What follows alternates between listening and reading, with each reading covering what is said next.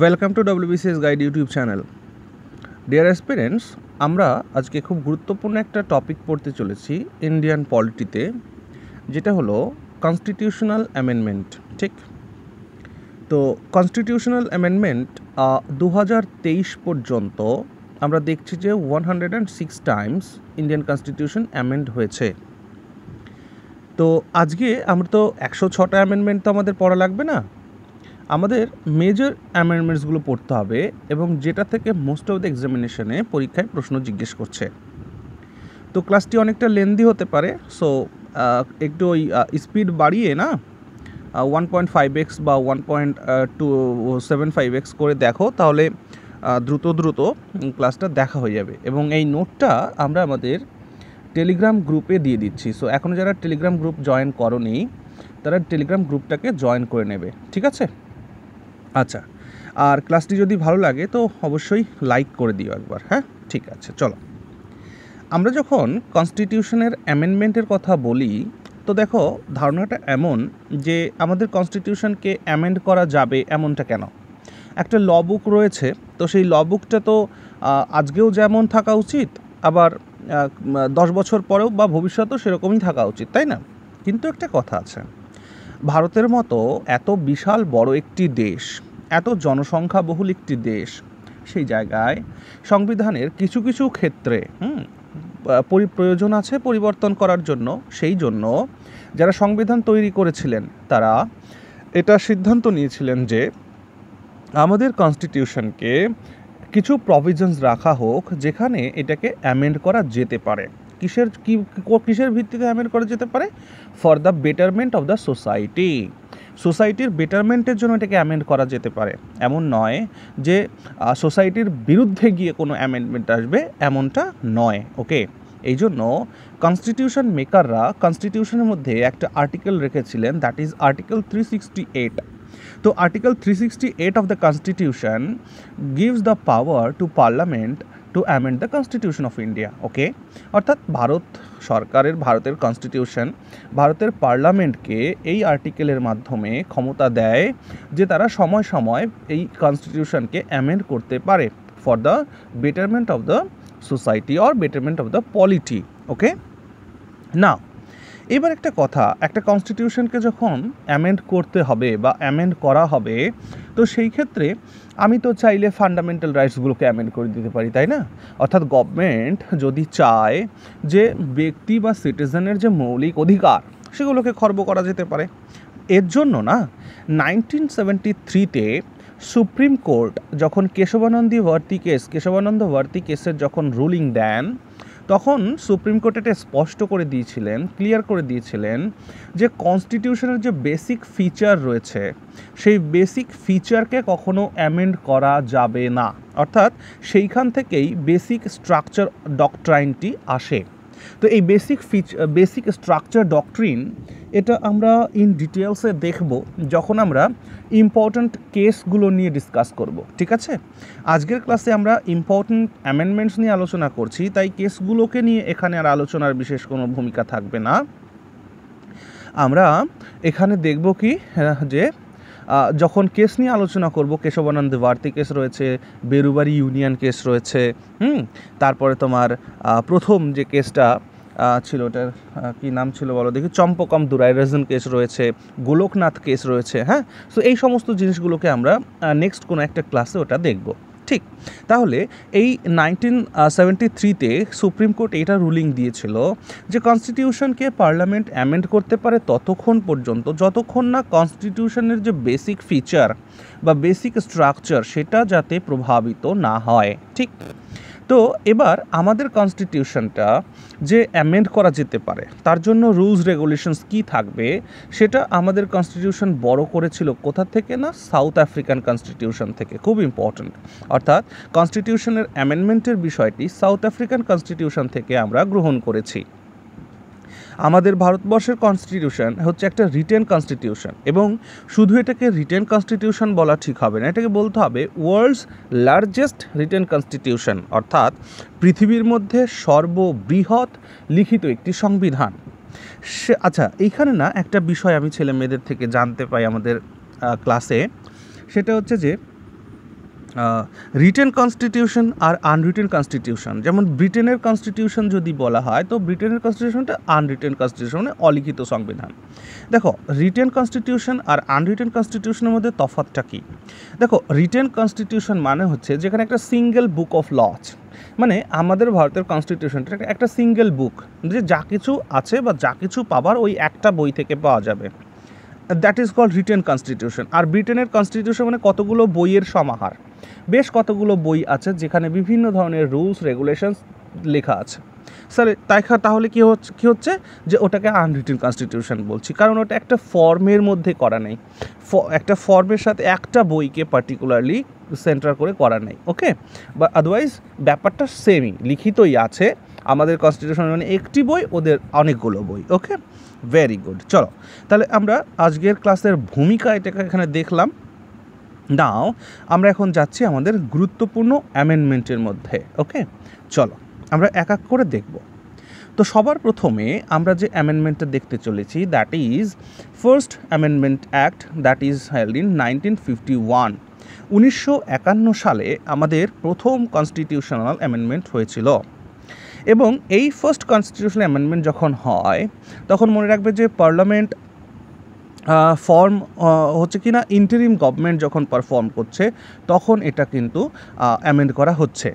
তো প্রথমবারের জন্য কনস্টিটিউশনকে অ্যামেন্ড করতে হবে, এরকম সিচুয়েশন কি করে ক্রিয়েট হলো, এর রিজনটা কী ছিল না, দেখা গেল যে কিছু প্র্যাকটিক্যাল ডিফিকাল্টি গভর্নমেন্টের সামনে উদয় হলো। যেমন বিভিন্ন মামলাতে কোর্টের কিছু ডিসিশন আসছিল। হ্যাঁ, যেমন কামেশ্বর সিং কেস রয়েছে, রমেশ থাপার কেস রয়েছে, আর এদিকে চম্পকম দুরাইরাজন কেস। তো চম্পকম দুরাইরাজন কেস, যেটা কেরালার বিরুদ্ধে হয়েছিল, সুপ্রিম কোর্টে মামলাটি এসেছিল, তখনও দেখা গেল যে এই সমস্ত কেসগুলো যে বিষয় নিয়ে আসছে, সেই বিষয়ে আমরা এই প্রত্যেকটা কেসকে কিন্তু দেখব যখন আলাদা করে কেসের জন্য আমরা পড়ব, কারণ এটা আমাদের পড়তে হবে, কারণ ডাব্লিউবিসিএস যেহেতু রিটেন ফর্মে চলে যাচ্ছে। এক মিনিট দাঁড়াও তো।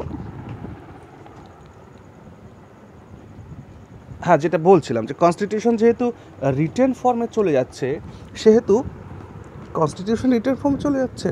ওকে, যাই হোক, আমি বলছি যে ডাব্লিউবিসিএস পরীক্ষা যেহেতু রিটেন ফর্মে চলে যাচ্ছে, ডেসক্রিপটিভ লিখতে হবে, সেই উদ্দেশ্যে আমাদের এগুলোকে একটু ভালো করে এখন শিখতে হবে, পড়তে হবে, জানতে হবে। ওকে, না তাহলে এই সমস্ত কেসের যখন হিয়ারিং হচ্ছিল কোর্টে, তখন সরকারের সামনে কিছু ডিফিকাল্টিজ আসলো যে কিছু কিছু জিনিসের পরিবর্তন করার দরকার আছে। যেমন এই কনস্টিটিউশনের মাধ্যমে যেমন ফ্রিডম অফ স্পিচে কিছু পরিবর্তন আনা হয়েছিল, অর্থাৎ ফ্রিডম অফ স্পিচ তো তোমাকে ফান্ডামেন্টাল রাইট হিসাবে দেওয়া হচ্ছে, it's okay, no problem, but কিছু রেস্ট্রিকশনস আনা হয়েছিল যে কিছু কিছু ক্ষেত্রে তোমার ফ্রিডম অফ স্পিচ বা এক্সপ্রেশনকে কন্ট্রোল করতে হবে।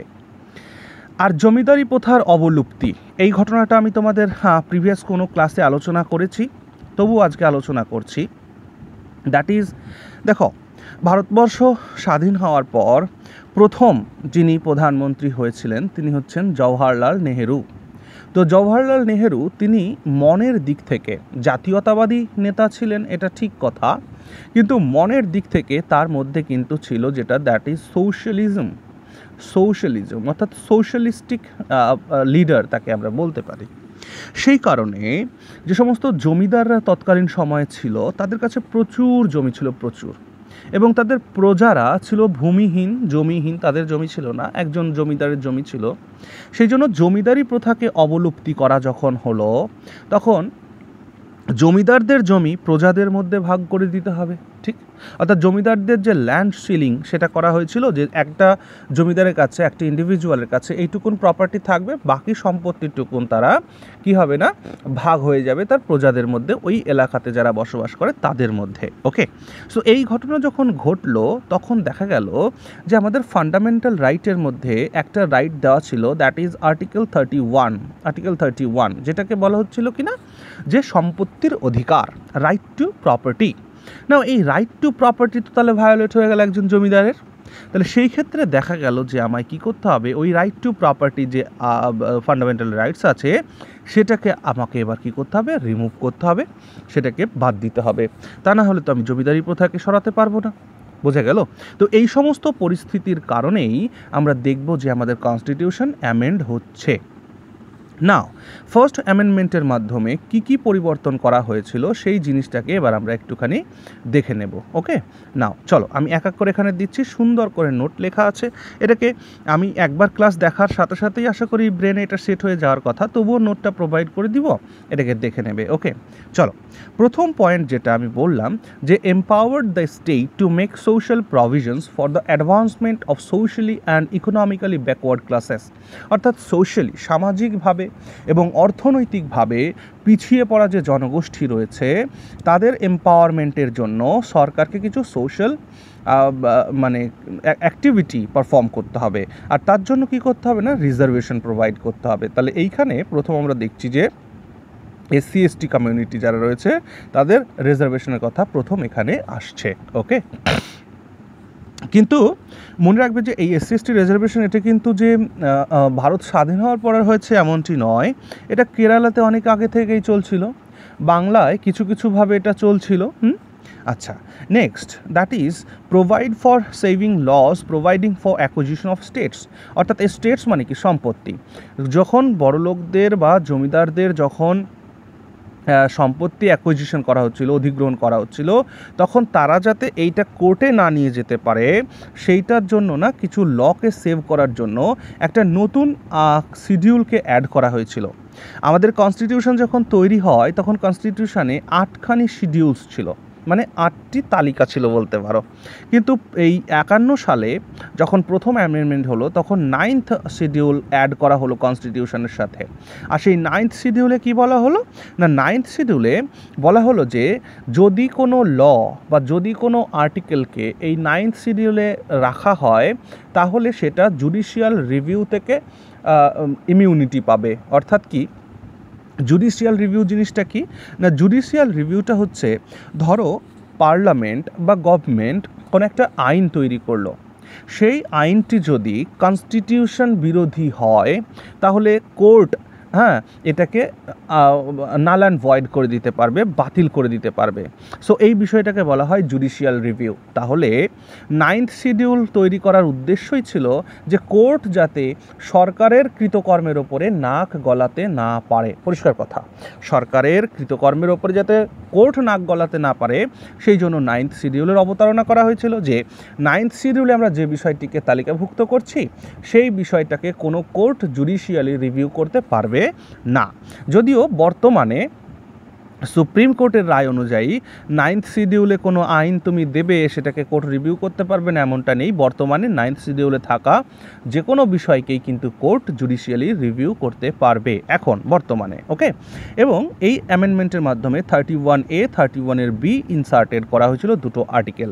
ওকে, আফটার রিমুভিং আর্টিকেল 31। ওকে, নেক্সট কি অ্যামেন্ড করা হয়েছিল, that is freedom of speech and এক্সপ্রেশনের ওপরে তিনটি রেস্ট্রিকশন আনা হয়েছিল। কি, নাম্বার 1 পাবলিক অর্ডার, অর্থাৎ তোমার বাক স্বাধীনতা আছে বলে তুমি যা খুশি বলবে যা কিছু করবে এমনটা হবে না, অর্থাৎ পাবলিক অর্ডার যাতে ডিস্টার্বড না হয় সেই বিষয়ে নিজের ধ্যান রাখতে হবে। আর কি, friendly relations with foreign state, অর্থাৎ বিদেশি যে দেশ বা বিদেশি রাজ্য যেগুলো রয়েছে তাদের সাথে আমাদের যাতে বন্ধুত্ব বা সৌহার্দ্যপূর্ণ আচরণ থাকে সেই রকম আমাদের চলতে হবে। And the third one is incitement of an offence, অর্থাৎ তোমার বাক স্বাধীনতা আছে বলে তুমি এমন কিছু করতে পারো না বা উস্কানিমূলক কথাবার্তা বলতে পারো না যার জন্য কোনো দাঙ্গা হাঙ্গামা সৃষ্টি হয়।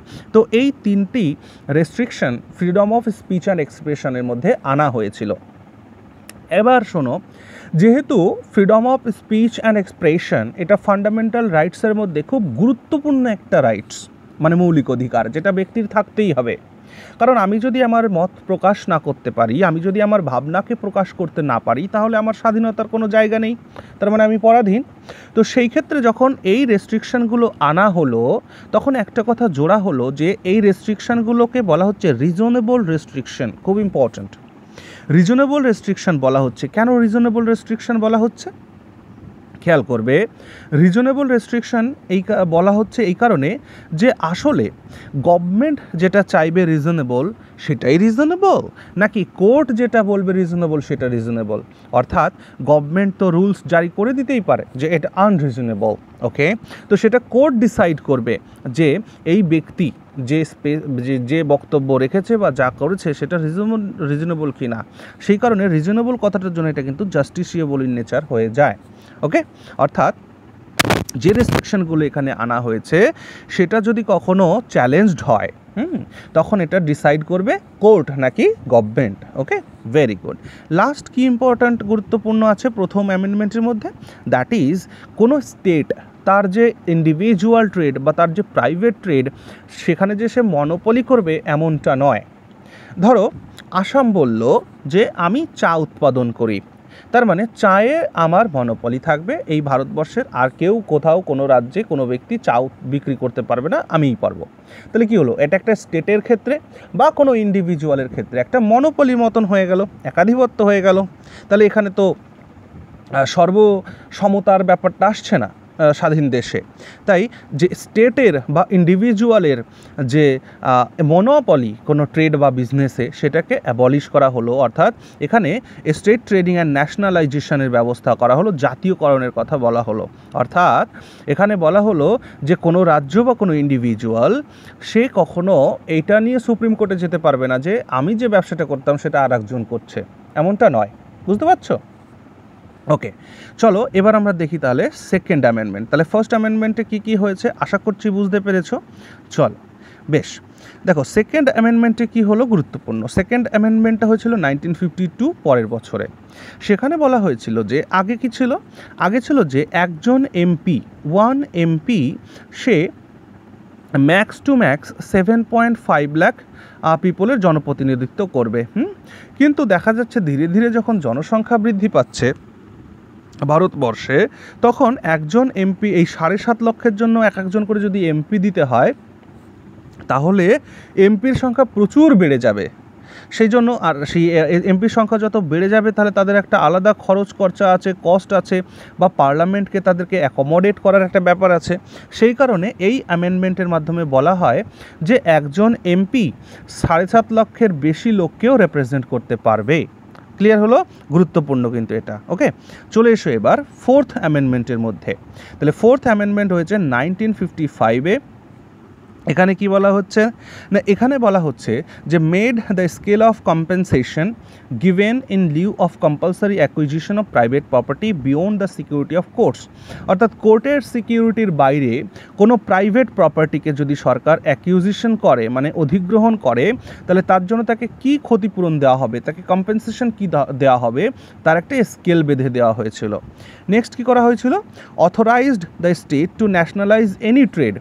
স্টেটকে ক্ষমতা দেওয়া হয়েছিল যে সে তার কোনো ট্রেডকে, যে কোনো ট্রেডকে সে ন্যাশনালাইজ করতে পারবে, জাতীয়করণ করতে পারবে। নেক্সট কি, include some more acts in 9th schedule. 9th শিডিউলে আরও কিছু অ্যাক্টকে ইনক্লুড করা হয়েছিল এবং extended the scope of article 31A, that is saving of laws. অর্থাৎ লকে সেভ করার জন্য আর্টিকেল 31-এর একে আরও এক্সটেন্ড করা হয়েছিল। আচ্ছা, 31-এর এতে কী আছে আমি এখানে লিখে রেখেছি। 31-এর এতে কী আছে, 31-এর এতে আছে, by the first constitutional amendment of 1951 the parliament added article 31A to the Indian constitution. এতে কি আছে, according to this the government can acquire the property of the people, and by doing so the fundamental rights mentioned in article 14 and 19 of the constitution shall not be violated. অর্থাৎ সরকার যখন infrastructure develop করবে, হ্যাঁ, মনে করো রেলপথ বিছাবে বা কোনো সড়ক পথ বিছাবে, তখন তো কারো পাবলিকের জমির ওপর দিয়েই কাজ করতে হবে। তো সেই ক্ষেত্রে যখন প্রাইভেট প্রপার্টি যখন সরকার অ্যাকুইজিশন করবে, তখন সে যেন গিয়ে কোর্টে বলতে না পারে যে আমার মৌলিক অধিকার খর্ব হচ্ছে, অর্থাৎ আর্টিকেল 14 বা আর্টিকেল 19 তার ভায়োলেট হচ্ছে, এটা কোর্টে যাতে না করতে পারে, সেই জন্য এই 31-এর এ অ্যামেন্ডমেন্টটাকে, 31-এর এ আর্টিকেলটাকে দেওয়া হয়, ওকে। আচ্ছা, আর্টিকেল 14-এ তাহলে কি বলছে না, আর্টিকেল 14-এ বলছে যে তোমার discrimination against in connection with, okay, অর্থাৎ হিউম্যান রাইটস অ্যাক্টের আন্ডারে তোমার প্রতি কোনো ডিসক্রিমিনেশন হচ্ছে কিনা, হ্যাঁ, সেইটা দেখার জন্য সেখান থেকে প্রোটেকশন দেওয়া ছিল আর্টিকেল 14-এ। অর্থাৎ সরকার যদি কোনো কম্পালসারি ল্যান্ড বা প্রাইভেট ল্যান্ড অ্যাকুইজিশন করে, তাহলে সেটার জন্য তুমি এই ফান্ডামেন্টাল রাইটস 14 ভায়োলেট হচ্ছে এটা তুমি বলতে পারবে না। আর কি আর্টিকেল 9-এ কী আছে? Freedom of speech. অর্থাৎ এখানে কি বলা হচ্ছে, ফ্রিডম অফ স্পিচের ক্ষেত্রে বা ফ্রিডম অফ এক্সপ্রেশনের ক্ষেত্রে তোমার কিছু ভায়োলেট হচ্ছে, এটাও তুমি বলতে পারবে না। ওকে, ক্লিয়ার হলো? Very good. চলো এবার তাহলে আসো আর্টিকেল 7, খুব ইম্পর্টেন্ট, অ্যামেন্ডমেন্ট 7। তাহলে 7th অ্যামেন্ডমেন্টের গুরুত্ব আছে। 7th অ্যামেন্ডমেন্টের হয়েছিল 1956-এ। 1956-এ এই ঘটনাটা ঘটেছিল হচ্ছে তোমার এখানে ইমপ্লিমেন্ট করা হয়েছিল স্টেট রিঅর্গানাইজেশন কমিটি। কারণ এই সময় বিভিন্ন ধরনের আন্দোলন হচ্ছিল যে ভাষার ভিত্তিতে রাজ্য করে দিতে হবে, হ্যাঁ, যেমন মাদ্রাজ রাজ্য ভেঙে গিয়েছিল, অন্ধ্রপ্রদেশ রাজ্যের সৃষ্টি হয়েছিল, বুঝতে পারছো বিষয়টা? তো সেইখানে স্টেট রিঅর্গানাইজেশন অ্যাক্ট 1956 চালু হয়েছিল।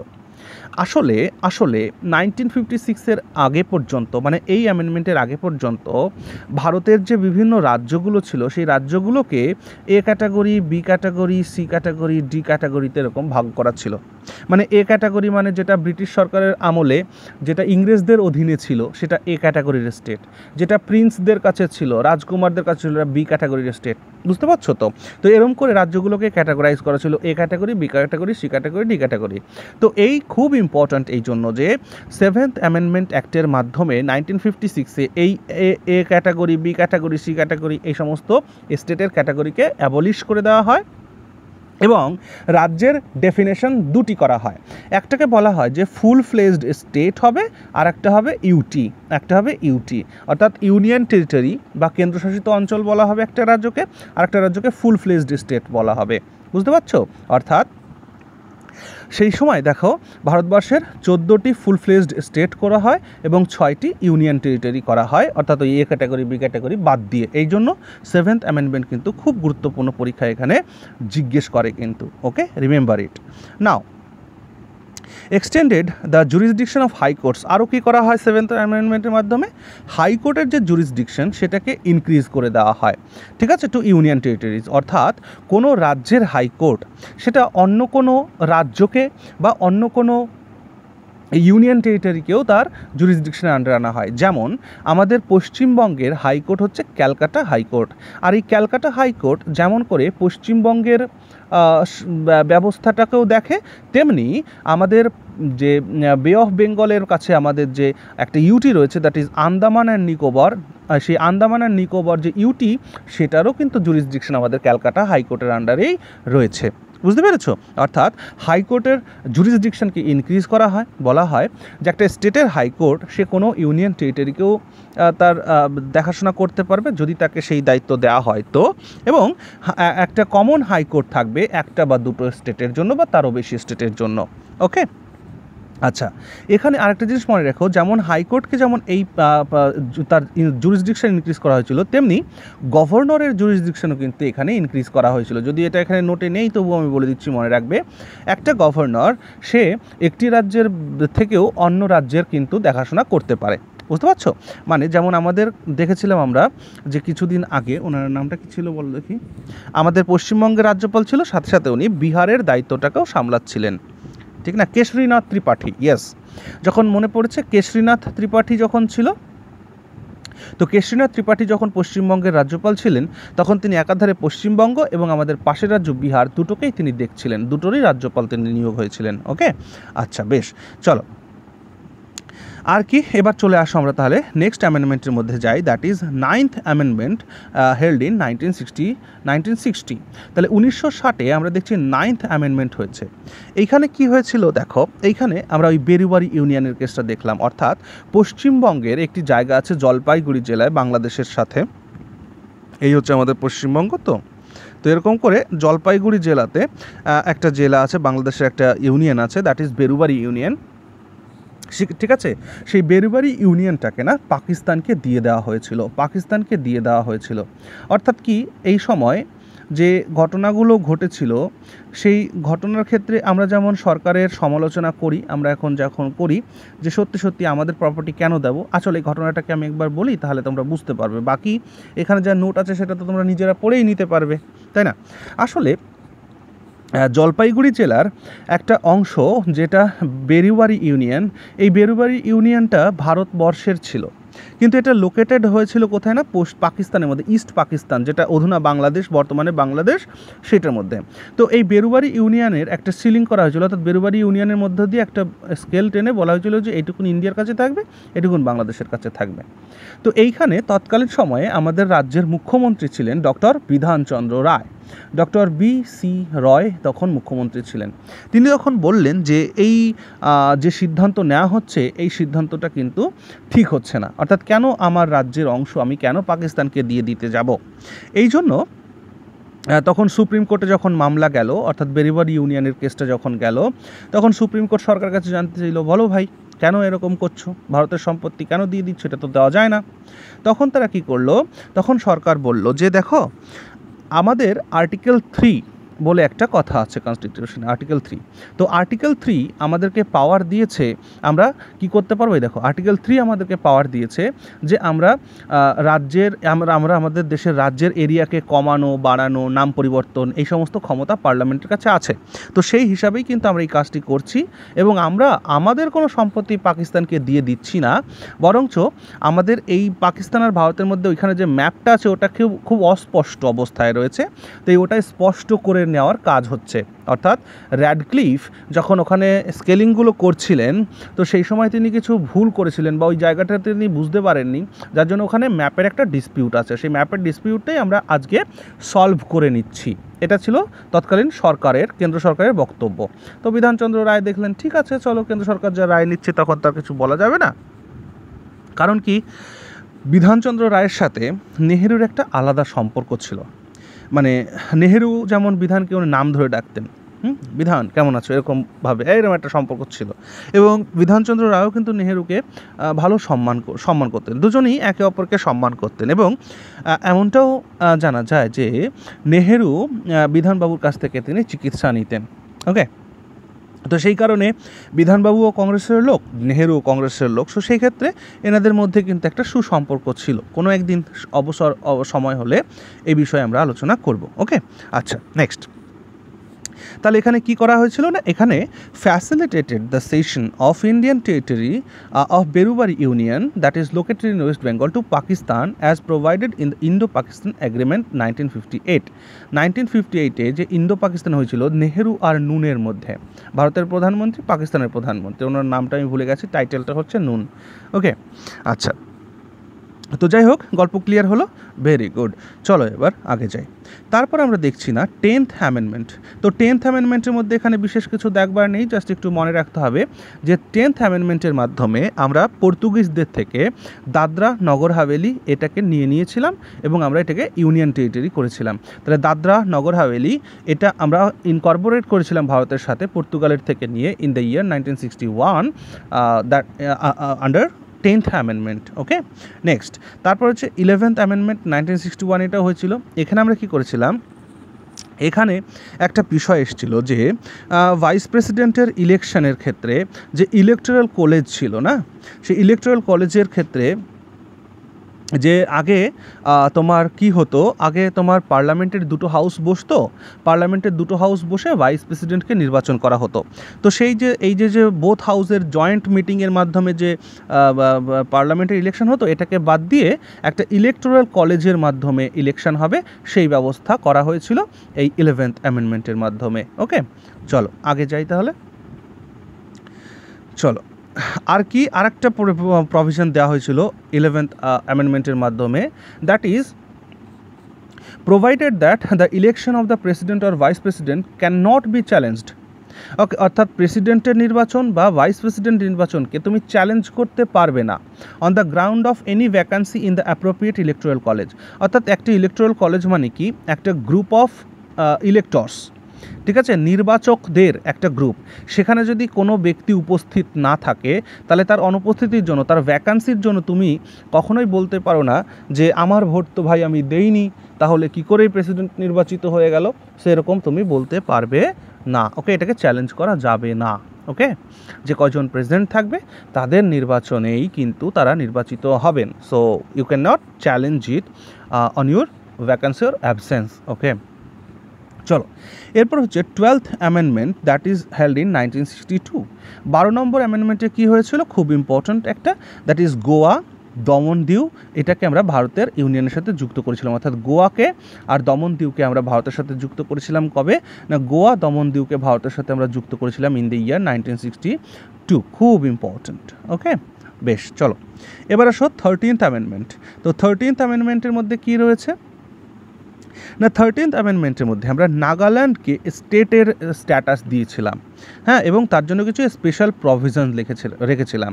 তাহলে নাগাল্যান্ডকে স্টেটহুড দেওয়া হয়েছে কবে, by the 13th amendment act 1962, এবং তার জন্য কিছু স্পেশাল প্রভিশনসও রাখা হয়েছিল। আচ্ছা, এবার আছো 14th amendment, that is held in 1962। 14th অ্যামেন্ডমেন্টের মাধ্যমে কি পন্ডিচেরি বা পুডুচেরিকে ভারতের সাথে যুক্ত করা হয়েছিল, এবং লেজিসলেচার কাউন্সিল অফ লেজিসলেচার মানে যেটাকে লেজিসলেটিভ অ্যাসেম্বলি বলি, সেই লেজিসলেটিভ অ্যাসেম্বলি এবং কাউন্সিল অফ মিনিস্টার্স, হ্যাঁ, for the union territories of, অর্থাৎ হিমাচল প্রদেশ, মণিপুর, ত্রিপুরা, গোয়া, দমন দিউ, পুডুচেরি, এগুলো সবই শুরুতে কি ছিল, এগুলো সবই শুরুতে ফুল ফ্লেজ ডিস্ট্রিক্ট ছিল না, এরা সবাই শুরুতে ইউটি ছিল, ইউনিয়ন টেরিটরি ছিল। এবং প্রথম এই ইউনিয়ন টেরিটরিকে কী দেওয়া হয়েছিল, লেজিসলেচার করে দেওয়া হয়েছিল এবং তাদের কাউন্সিল অফ মিনিস্টার্স দেওয়া হয়েছিল। বুঝতে পারছো, বাই দ্য 14th অ্যামেন্ডমেন্ট 1962-তে। ওকে, চলো এবার নেক্সট দেখি 17th অ্যামেন্ডমেন্ট। দেখো এখানে আমি যতগুলো বলছি তোমরা কি করবে, ভালো করে শোনো। এই পিডিএফটা যখন তোমরা হাতে পাচ্ছ তখন তোমরা একটা A4 কাগজ নেবে, হ্যাঁ, A4 কাগজ নিয়ে বাম পাশে অ্যামেন্ডমেন্টগুলোর নাম লিখবে, ডান পাশে তার প্রভিশনগুলো লিখবে। তাহলে একটা পেপারে তো জাস্ট কি পয়েন্টগুলোকে তুলে পড়ার জায়গায় খাতায় টেবিলে চিপকে রাখবে। বুঝতে পারছো, তাহলে দেখবে এটা দেখতে দেখতে মনে থেকে যাবে। ওকে, বেশ, তাহলে 17th অ্যামেন্ডমেন্টের মাধ্যমে কি হচ্ছে না, 17th অ্যামেন্ডমেন্টের মাধ্যমে 17তম অ্যামেন্ডমেন্ট যেটা 1964-এ হচ্ছে, এখানে দেখতে পাচ্ছি যে prohibited the acquisition of land under personal cultivation unless the market value of the land is paid is as compensation.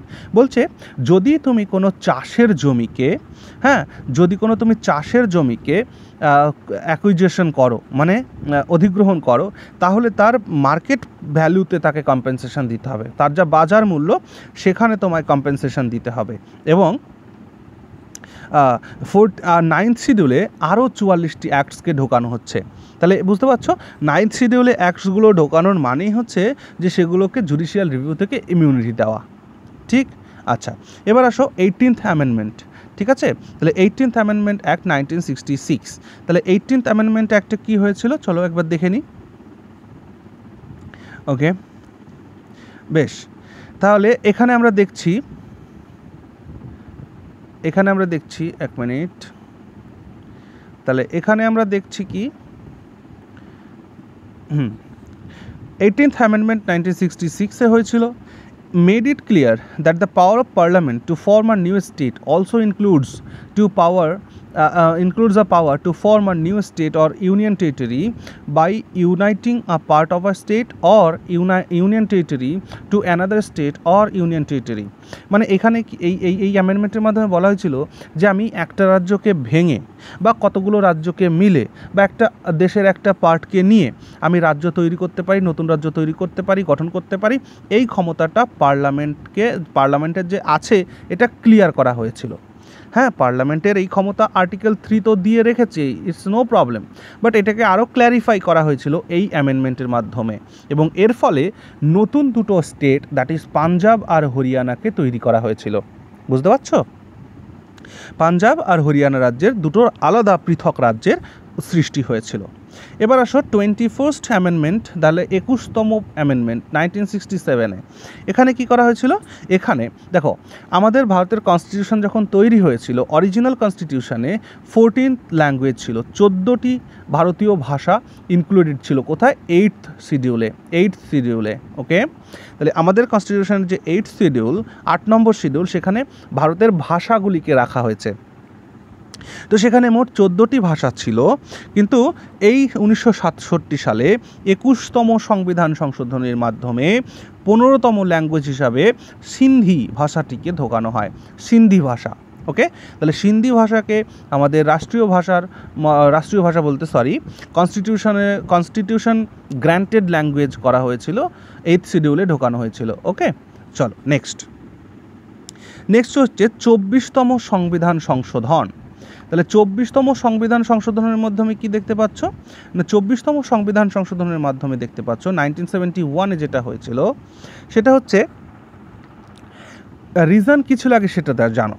24th constitutional amendment act was ব্রট in response to the Golaknath case, এবং Golaknath case যেটা 1967-এ হয়েছিল, supreme court held করেছিল কি, that parliament does not have the power to take away any fundamental rights through amendment to the constitution. খুব important. অর্থাৎ গোলকনাথের কেসে আমরা যখন কেস অ্যানালিসিস করব তখন এই বিষয়গুলোকে আমরা পড়বো যে বিষয়টা কী ছিল। তবে এই গোলকনাথ কেসের যখন হিয়ারিং করে সুপ্রিম কোর্ট, তখন সুপ্রিম কোর্ট বলেছিল যে পার্লামেন্টের এই ক্ষমতা কখনোই থাকবে না যে সে কনস্টিটিউশন থেকে ব্যক্তির যে ফান্ডামেন্টাল রাইটস আছে সেটাকে অ্যামেন্ড করে দিক। অর্থাৎ ফান্ডামেন্টাল রাইটকে যখন অ্যামেন্ড করছো, তার মানে কনস্টিটিউশনের বেসিক ফিচারটাকে তুমি অ্যামেন্ড করার চেষ্টা করছো, যেটা পরবর্তীকালে 1973-তে আরও স্পষ্ট হয়ে যাবে। বুঝতে পারছো? তাহলে এই ব্যাকগ্রাউন্ড থেকে আমরা দেখতে পাচ্ছি যে অ্যামেন্ডমেন্ট হবে। কি হলো তাহলে এখানে? যখনই সুপ্রিম কোর্ট বলে দিল যে তুমি ফান্ডামেন্টাল রাইটস করতে পারবে না, তাহলে যেখানে কোর্ট রায় দিচ্ছে, তাহলে নিশ্চয়ই এবার তোমার সরকার পক্ষ কিছু একটা ব্যবস্থা করবে। কি করলো দেখো, affirmed the power of parliament to amend any part of the constitution including fundamental rights by amending article 13 and article 368। অর্থাৎ দেখো, সুপ্রিম কোর্ট বলল যে পার্লামেন্ট তোমার ক্ষমতাকে আমি খর্ব করছি। কি?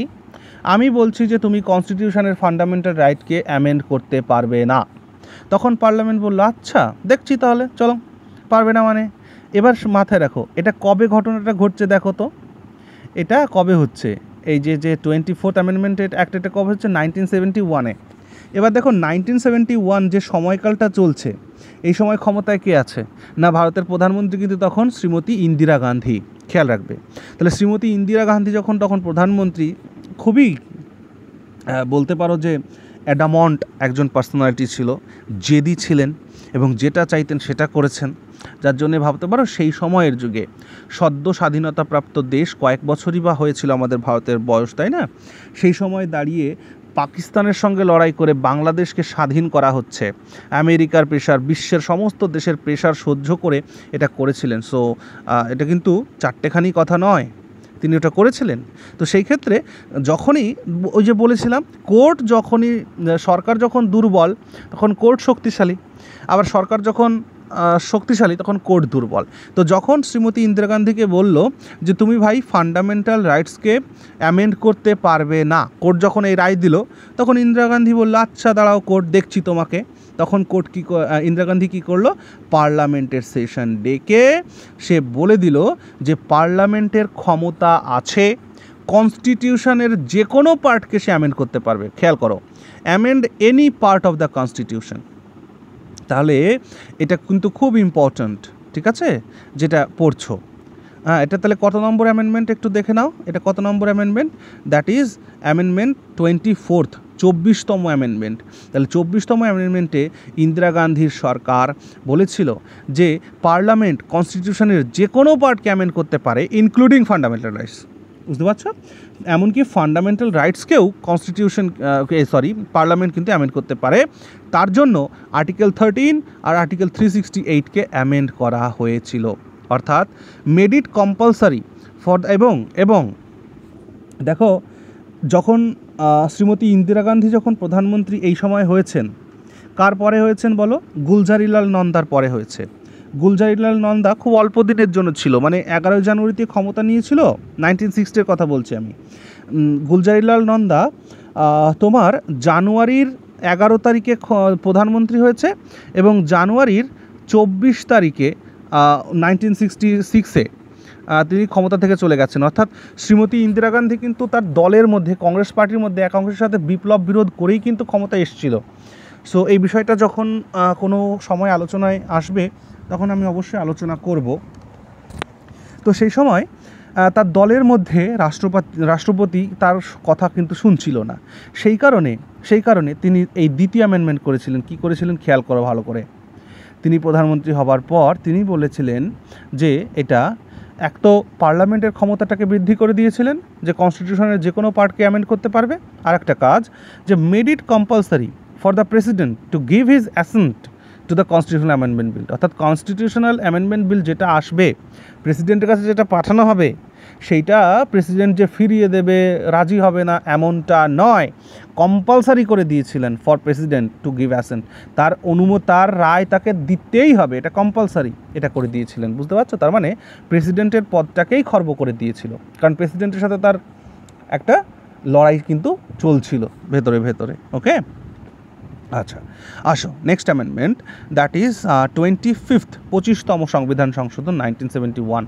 শ্রীমতী ইন্দিরা গান্ধী প্রধানমন্ত্রী হয়ে কনস্টিটিউশনে এত পরিবর্তন করেছে, আমরা পরে দেখব যে যখন জনতা সরকার আসছে, অর্থাৎ মোরারজি দেশাই যখন প্রধানমন্ত্রী হচ্ছেন, তখন তিনি এসে 44তম সংবিধান সংশোধনের মাধ্যমে শ্রীমতী ইন্দিরা গান্ধী যা করেছেন সেগুলোকে কিছুটা রেকটিফাই করার চেষ্টা করেছেন। বুঝতে পেরেছো? মানে একটা কনস্টিটিউশন টোটালটাকে চেঞ্জ করে দেওয়ার একটা কাজ কিন্তু শ্রীমতী ইন্দিরা গান্ধী করেছিলেন।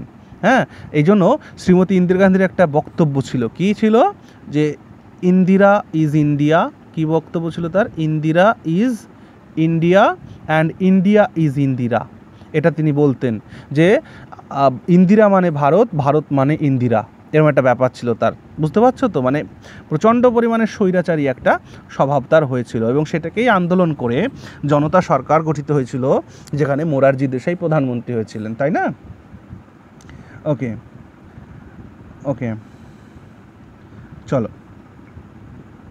তাহলে চলো আমরা দেখি নেক্সট। আচ্ছা, তাহলে কি দেখছি না, 25th অ্যামেন্ডমেন্ট অ্যাক্ট দেখছি 1971-এ। সেখানে কি দেখা যাচ্ছে যে curtail the fundamental right to property, অর্থাৎ এইখানে এসে ফান্ডামেন্টাল রাইট টু প্রপার্টিকে অ্যাবলিশ করে দেওয়া হচ্ছে, অর্থাৎ আর্টিকেল 31 এখান থেকে finish. Okay, now provided that any law made to give effect to the directive principles contained in Article 39B or C cannot be challenged on the ground of violation of the rights guaranteed Articles 14, 19 and 31. ওকে, অর্থাৎ যে কোনো আমার ডিপিএসপির 39-এর B আর 39-এর C, এইটাকে যখন আমি কাজে লাগাতে যাব, দেখো ডিপিএসপি কনস্টিটিউশনে দেওয়া হয়েছিল কেন? ডিপিএসপি মানে directive principles of state policy, একটা স্টেটের পলিসির জন্য কিছু নির্দেশ কনস্টিটিউশন প্রোভাইড করেছিল। এগুলো ছিল এমন, এটা একটা নির্দেশনামা, বাধ্যবাধকতা নয়, কিন্তু একটা নির্দেশ যে রাজ্য তার জনগণের ওয়েলবিংয়ের জন্য এই কাজগুলোকে করবে। ঠিক আছে, সেটা যদি কেউ না করে তাহলে এটা ফান্ডামেন্টাল রাইটসের মতন জাস্টিসিয়েবল ছিল না, যে যদি তোমার কোনো ডিপিএসপি হ্যাম্পার হয় বা ভায়োলেট হয় তাহলে তুমি কোর্টে গিয়ে বলতে পারবে না, যেমনটা ফান্ডামেন্টালে তুমি করতে পারো তেমনটা ডিপিএসপির ক্ষেত্রে করতে পারবে না। তাই দেখো শ্রীমতী ইন্দিরা গান্ধীর একটা বক্তব্য ছিল গরিবি হটাও। তো সেই ক্ষেত্রে তিনিও সোশ্যাল ওয়েলবিংয়ের কথা বলতেন, যে সম্পত্তির সমবন্টন হোক, যাদের কাছে প্রচুর সম্পত্তি আছে তাদের সম্পত্তির সমবন্টন হোক, সবাই ভূমিহীনদের ভূমি দেওয়া হোক, সরকার কি করে দেবে, ব্যক্তির কাছ থেকে নিয়ে দিতে হবে। তো সেই ক্ষেত্রে আর্টিকেল 31-কে অ্যাবলিশ করা এবং আর্টিকেল 39-এর বি আর সিতে যে প্রভিশনসগুলো রয়েছে সেইগুলোকে কাজে পরিণত করার জন্য, এই আর্টিকেল 14, 19, 31 এগুলো যে ভায়োলেট হবে কোনো ব্যক্তির, সেই গ্রাউন্ডটাকে তিনি চ্যালেঞ্জ করা যাবে না কোর্টে, এই বিষয়টা করেছিলেন। ওকে, খুব ইম্পর্ট্যান্ট কিন্তু। চলো নেক্সট দেখি তাহলে, দ্যাট ইজ 26th অ্যামেন্ডমেন্ট। তাহলে 26th অ্যামেন্ডমেন্ট 1971-এ হয়েছিল। এখানে কি হচ্ছে? Abolish the privy purchase and privileges from of the former rulers of princely state, অর্থাৎ এই যে ফর্মার যে প্রিন্সলি স্টেট ছিল যারা, হ্যাঁ, প্রিন্সলি স্টেটের যারা রুলার ছিল তাদের প্রিভি পার্সেসকে বন্ধ করে দেওয়া হয়েছিল, অর্থাৎ তাদের যে ভাতা সরকার দিচ্ছিল সেই ভাতাটাকে বন্ধ করে দেওয়া হয়েছিল, যে এখন আর ভাতা দেওয়ার মতন টাকা আমাদের কাছে নেই ভাই, তোমরা নিজেদের যা প্রপার্টি আছে ওইগুলোকে নিয়েই খাওয়া দাওয়া করো, আমরা টাকা দিতে পারবো না। ঠিক আছে, তাহলে এটা ইন্দিরা গান্ধী করেছিলেন 1971-এ। তারপর ফার্স্ট, খুব ইম্পর্ট্যান্ট মনে রেখো, যে প্রিন্সলি স্টেট যারা ছিল তাদের যে শাসক ছিল তাদের যে প্রিভি পার্সেস, তাদের যে প্রিভিলেজেস সেগুলোকে অ্যাবলিশ করে দেওয়া হয়েছিল।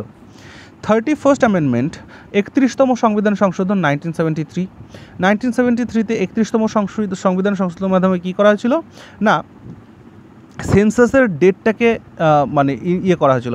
দেখো, an increase in the population of India revealed in the census of 1971। দেখো 1971-এ যখন জনগণনা হলো তখন দেখা গেল যে ভারতের জনসংখ্যা অনেক বৃদ্ধি পেয়েছে।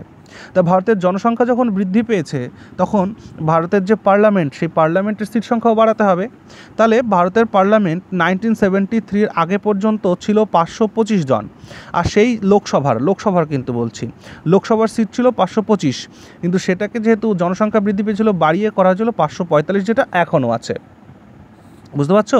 তাহলে 1971-এর জনগণনা হয়ে যাওয়ার পর দেখা গেল যে জনসংখ্যা বৃদ্ধি হয়েছে, তখন কি করা হলো, লোকসভার সিট সংখ্যা যেটা ছিল 525 সেটাকে বাড়িয়ে 545 করা হলো। ওকে, চলো next, that is 33rd amendment. তো 33rd অ্যামেন্ডমেন্টে কী হয়েছিল, 33তম সংবিধান সংশোধন 1974-এ হয়েছিল। এখানে 101 আর 190-কে অ্যামেন্ড করা হয়েছিল, অর্থাৎ amended articles 101 and 190 and provided that the resignation of the members of parliament and state লেজিসলেচার্স may be accepted by the speaker chairman only if he is satisfied that that the resignation is voluntary or genuine। মানে দেখো 101 আর 190 এই দুটো আর্টিকেলকে amend করা হয়েছিল। So 101 আর 190-তে কী আছে, 101 নম্বর আর্টিকেলে আছে যে no person shall be member of both the house of parliament, অর্থাৎ কেন্দ্র সরকারের ক্ষেত্রে মানে লোকসভা বা রাজ্যসভায় একই ব্যক্তি লোকসভারও মেম্বার রাজ্যসভারও মেম্বার এমনটা হতে পারবে না। আবার 190-তেও তাই, যে এক ব্যক্তি বিধানসভারও মেম্বার বিধান পরিষদেরও মেম্বার এমনটা হওয়া যাবে না, যে কোনো একটা হাউসে তাকে মেম্বারশিপ নিতে হবে। সো এটাকে অ্যামেন্ড করা হয়েছিল। এটা আগে দুজনই, এক ব্যক্তি দুটো জায়গায় থাকতে পারত, কিন্তু সেটা এখন আর থাকা যাবে না। বর্তমান 101 আর 190-তে এটাই বলা আছে যে এক ব্যক্তি একটা হাউসের মেম্বারশিপ নিতে পারবেন, যেমন কেউ যদি লোকসভার মেম্বার হন তাহলে লোকসভার, নাহলে রাজ্যসভা হলে রাজ্যসভার, এরকম ব্যাপারটা। আচ্ছা, এবং কোনো মেম্বার যদি তার রিজাইন করে সেই রিজাইন অ্যাকসেপ্ট করবে কে, স্পিকার বা চেয়ারম্যান করবেন। ঠিক আছে, অর্থাৎ লোকসভায় করলে স্পিকার করবেন, রাজ্যের ক্ষেত্রেও বিধানসভার ক্ষেত্রেও বিধানসভার স্পিকার গ্রহণ করবেন, আর রাজ্যসভার ক্ষেত্রে চেয়ারম্যান করবেন। কখন, only if he is satisfied that the resignation is voluntary or genuine. যদি কোনো মেম্বারের রেজিগনেশন ভলেন্টারি হয়, স্বেচ্ছায় হয় বা জেনুইন হয়, তবেই তিনি, অর্থাৎ এখানে স্পিকার এবং চেয়ারম্যানের ক্ষমতাকে বাড়ানো হলো, এখানে স্পিকার আর চেয়ারম্যানের ক্ষমতাকে বাড়ানো হলো। এভাবে তোমরা দেখবে যে যখন শ্রীমতী ইন্দিরা গান্ধী ক্ষমতায় ছিল, তো সেই ক্ষেত্রে পার্লামেন্টের প্রধানমন্ত্রীর তার ক্ষমতাকে বাড়িয়েছে কিন্তু প্রচুর। ওকে, আচ্ছা, 35th অ্যামেন্ডমেন্ট যেটা 1974-এই হয়েছিল, 35th-এ কী বলা হয়েছিল, এখানে টার্মিনেটেড দ্য প্রোটেক্টোরেট স্ট্যাটাস অফ সিকিমের প্রোটেক্টোরেট স্ট্যাটাসকে সরিয়ে দেওয়া হয়েছিল এবং তাকে একটা অ্যাসোসিয়েট স্টেটের দরজা দেওয়া হয়েছিল এবং ভারতের সাথে যুক্ত করা হয়েছিল। এই জায়গায় একটা ঘটনা আছে। এই জায়গায় সিকিমের ক্ষেত্রে যেটা হয়েছিল, সিকিমের যে রাজা ছিল সে হচ্ছে সোগিয়াল, আমি ঠিকই বলছি আশা করছি, সোগিয়াল সে চাইতো না ভারতের সাথে যুক্ত হতে, কিন্তু সেখানের যে জনপ্রতিনিধি যারা ছিল তারা চাইতো ভারতের সাথে যুক্ত হতে। সিকিমের কথা বলছি। তাহলে সিকিমের রাজা যে হায়ারার্কি যে ছিল সে চাইতো না যে ভারতের সাথে সিকিমের সংযুক্তি হোক, কিন্তু সেখানকার সিকিমের যারা জনপ্রতিনিধি ছিল, যারা নির্বাচিত প্রতিনিধি ছিল, তারা চাইতো যে সিকিম ভারতের সাথে যুক্ত হোক। আর সেই কারণে দেখো সিকিম শুরু থেকেই ভারতের একটা প্রোটেক্টোরেট মানে রাজ্য হিসাবে ছিল, অর্থাৎ সিকিমের যা কিছু সংরক্ষণ, যা কিছু মানে প্রোটেকশন দেওয়া সেটা ভারতই দিত। তাই সেই জন্য না পরবর্তীকালে ভারতবর্ষ এই 74 অ্যামেন্ডমেন্টের মাধ্যমে সিকিমকে প্রথমবারের জন্য অ্যাসোসিয়েট স্টেটের মর্যাদা দেয়, এবং দেখবা যে তার পরের অ্যামেন্ডমেন্টের মাধ্যমে, অর্থাৎ এই যে তোমার অ্যামেন্ডমেন্ট 36 মাধ্যমে 75 সালে পরের বছর সিকিমকে ফুল ফ্লেজড স্টেটের দরজা দেওয়া হয়, ভারতের সাথে যুক্ত করে দেওয়া হয়। এবং এখানে একটা 10th শিডিউল আগে একটা ছিল, সেটাকে অমিট করে দেওয়া হয়, সেটাকে ডিলিট করে দেওয়া হয়, যদিও বর্তমানে নতুন 10th শিডিউল অ্যাড হয়েছে, পরে আমরা দেখব। ওকে, আচ্ছা, তাহলে 36th অ্যামেন্ডমেন্টের মাধ্যমে কী করা হয়েছিল না, সিকিমকে ফুল ফ্লেজ একটা স্টেটের দরজা দেওয়া হয়েছিল। আর 35th অ্যামেন্ডমেন্টের মাধ্যমে 35 নম্বর অ্যামেন্ডমেন্টের মাধ্যমে সিকিমকে একটা অ্যাসোসিয়েট স্টেটের দরজা দেওয়া হয়েছিল। আর তোমার 36th মাধ্যমে সিকিমকে 1975 ফুল ফ্লেজড স্টেট করে দেওয়া হয়েছিল, ভারতের সাথে যুক্ত করে। ওকে, আচ্ছা, এরপর আসো 38th অ্যামেন্ডমেন্ট। তো 38th অ্যামেন্ডমেন্ট একটু গুরুত্ব রাখে। 1975-এ দেখতে পাচ্ছ এমার্জেন্সি ডিক্লেয়ার হবে এই সময়। তো এক মিনিট, এমার্জেন্সি ডিক্লেয়ার হবে। তো এমার্জেন্সি ডিক্লেয়ার হওয়ার আগে কি হচ্ছে এখানে খেয়াল করো। মেড সিকিম, আচ্ছা, made the declaration of emergency by the president that non justiciable. অর্থাৎ এই অ্যামেন্ডমেন্টের মাধ্যমে কী করা হলো, খুব গুরুত্বপূর্ণ। যেহেতু প্রেসিডেন্ট যখন ন্যাশনাল এমার্জেন্সি ডিক্লেয়ার করবে, এটা নন জাস্টিসিয়েবল করা হলো। অর্থাৎ প্রেসিডেন্ট যদি এমার্জেন্সি ঘোষণা করে, তাহলে এই বিষয়টা নিয়ে কেউ কোর্টে যেতে পারবে না যে প্রেসিডেন্ট এটা ঠিক করলো না ভুল করলো। এটা প্রেসিডেন্টকে ইমিউনিটি দিয়ে দেওয়া হলো, প্রেসিডেন্টের পাওয়ারটাকে বাড়িয়ে দেওয়া হলো। অর্থাৎ প্রেসিডেন্ট যে ন্যাশনাল এমার্জেন্সি ডিক্লেয়ার করেছে সেটা নন জাস্টিসিয়েবল হবে, সেটা কোনো কোর্টে চ্যালেঞ্জ করা যাবে না। এইটা প্রথম করা হলো 38 নম্বর অ্যামেন্ডমেন্টের মাধ্যমে। আরও কিছু আছে, খেয়াল করো, কি দেখতে পাচ্ছ, made the promulgation of ordinances by the president, governors and administrator of the union territories. বললাম নন জাস্টিসিয়েবল, অর্থাৎ প্রেসিডেন্ট হোক বা রাজ্যের গভর্নর হোক বা ইউনিয়ন টেরিটরি অ্যাডমিনিস্ট্রেটর হোক, তারা যে অর্ডিন্যান্সগুলো ইস্যু করবে, তাদের অর্ডিন্যান্সগুলো কখনো জাস্টিসিয়েবল হবে না। অর্থাৎ তাদের অর্ডিন্যান্সকে চ্যালেঞ্জ করা যাবে না in the court of law. তার মানে প্রেসিডেন্টের পাওয়ারটাকে বাড়িয়ে দেওয়া হলো। Empowered the president to declare different proclamations of national emergency on different grounds simultaneously. অর্থাৎ প্রেসিডেন্টের ক্ষমতা এত বাড়িয়ে দেওয়া হলো যে প্রেসিডেন্ট যখন খুশি যেমনভাবে চাইবেন তিনি যে কোনো ক্ষেত্রে যে কোনো এমার্জেন্সিকে তিনি ডিক্লেয়ার করতে পারবেন। ওকে, অর্থাৎ প্রেসিডেন্টের ক্ষমতাকে বাড়িয়ে দেওয়া হলো এই অ্যামেন্ডমেন্টের মাধ্যমে। তারপর আসো 39th অ্যামেন্ডমেন্ট। তাহলে মনে রাখবে কোন অ্যামেন্ডমেন্টের মাধ্যমে ন্যাশনাল এমার্জেন্সিটাকে নন জাস্টিসিয়েবল করা হয়েছিল, সেটা হচ্ছে না 38th amendment of the constitution held in 1975। Okay, now next আসো 39th amendment act 1975। 39th amendment act 1975-এ কী আসছে, রিজন কী ছিল দেখো। শ্রীমতী ইন্দিরা গান্ধী কিন্তু তোমার 1966 যখন তোমার কে বলতো গুলজারিলাল নন্দার চলে যাওয়ার পর, তার প্রধানমন্ত্রীর পর ইন্দিরা গান্ধী যখন প্রধানমন্ত্রী হয়েছিল, তাহলে 1966 থেকে 1977 পর্যন্ত কিন্তু ছিলেন টানা, একটানা 1966 থেকে 1977। তো এর মধ্যেই কিন্তু এই ঘটনাচক্রগুলো ঘটছে, খেয়াল করবে। তাহলে 1975-এ কী হচ্ছে, 39th 39 নম্বরে it was enacted in response to the ruling of the Allahabad High Court। আচ্ছা, তার মানে এটার কারণটা কী ছিল সেটা দেখো। It was enacted in response to the ruling of Allahabad High Court who declared the election of PM Indira Gandhi of Lok Sabha আচ্ছা void on the petition of Rajnarayan. দেখো এই রাজনারায়ণের কেসটাও কিন্তু আমরা স্টাডি করব, যখন আমরা কেসে স্টাডি করব তখন এটাকেও পড়বো আমরা। দেখো রাজনারায়ণ নামে একজন ব্যক্তি, তিনি বলেছিলেন যে শ্রীমতী ইন্দিরা গান্ধী যেভাবে নির্বাচিত হয়েছেন তিনি কিছু ঘাপলা করেছেন, অর্থাৎ তিনি সঠিকভাবে ভোটে জিতে আসেননি, তিনি ভোট লুট করে বা যে কোনো একটা মানে ম্যাল প্র্যাকটিসের মাধ্যমে তিনি নির্বাচিত হয়েছেন। তো সেই ক্ষেত্রে তার নির্বাচনকে, শ্রীমতী ইন্দিরা গান্ধীর নির্বাচনকে এলাহাবাদ হাইকোর্ট বলেছিল যে শ্রীমতী ইন্দিরা গান্ধীর নির্বাচন সঠিক হয়নি এবং তাকে নির্বাচনে অংশগ্রহণ করার জন্য কিন্তু ব্যান করেও দিয়েছিল, মাথায় রেখো। এলাহাবাদ হাইকোর্ট শ্রীমতী ইন্দিরা গান্ধী আর ভোটের নির্বাচন করতে পারবে না 6 ইয়ার্সের জন্য, আগামী 6 বছরের জন্য, এটা ব্যান করে দিয়েছিল। তো সেই এলাহাবাদ হাইকোর্ট এই রায় যখন দিয়েছে তখন শ্রীমতী ইন্দিরা গান্ধী বলছে আমি প্রধানমন্ত্রী, দাঁড়াও বেটা কোর্ট, আমার থেকে তোমার ক্ষমতা কি বেশি, আইনই চেঞ্জ করে দেবো আমি। আর তখন এই আইনটা আসলো। কি আইন তিনি করলেন অ্যামেন্ড করে?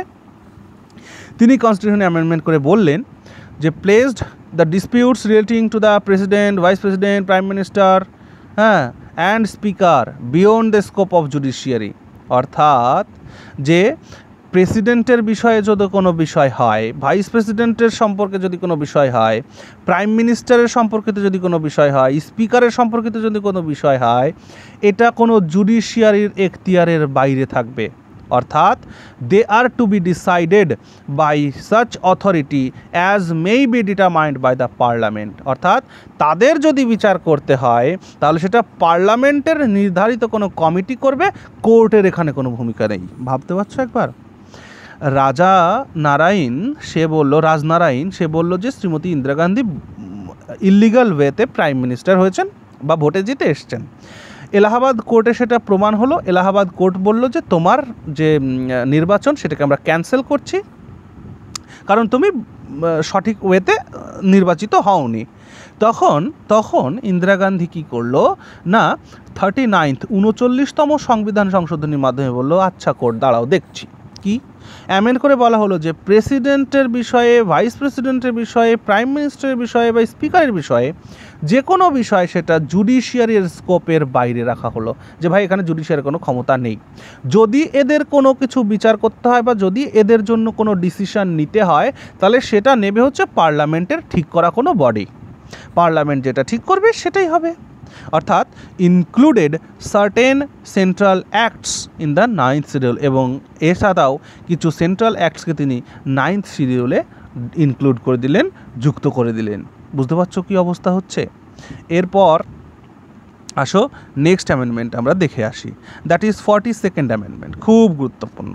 এবার ন্যাশনাল এমার্জেন্সি লাগু হয়ে গেছে, দেশ জুড়ে বিভিন্ন ধরনের আন্দোলন সংগ্রাম সমস্ত কিছু চলছে, তার মধ্যে এই 42nd অ্যামেন্ডমেন্ট করা হয়।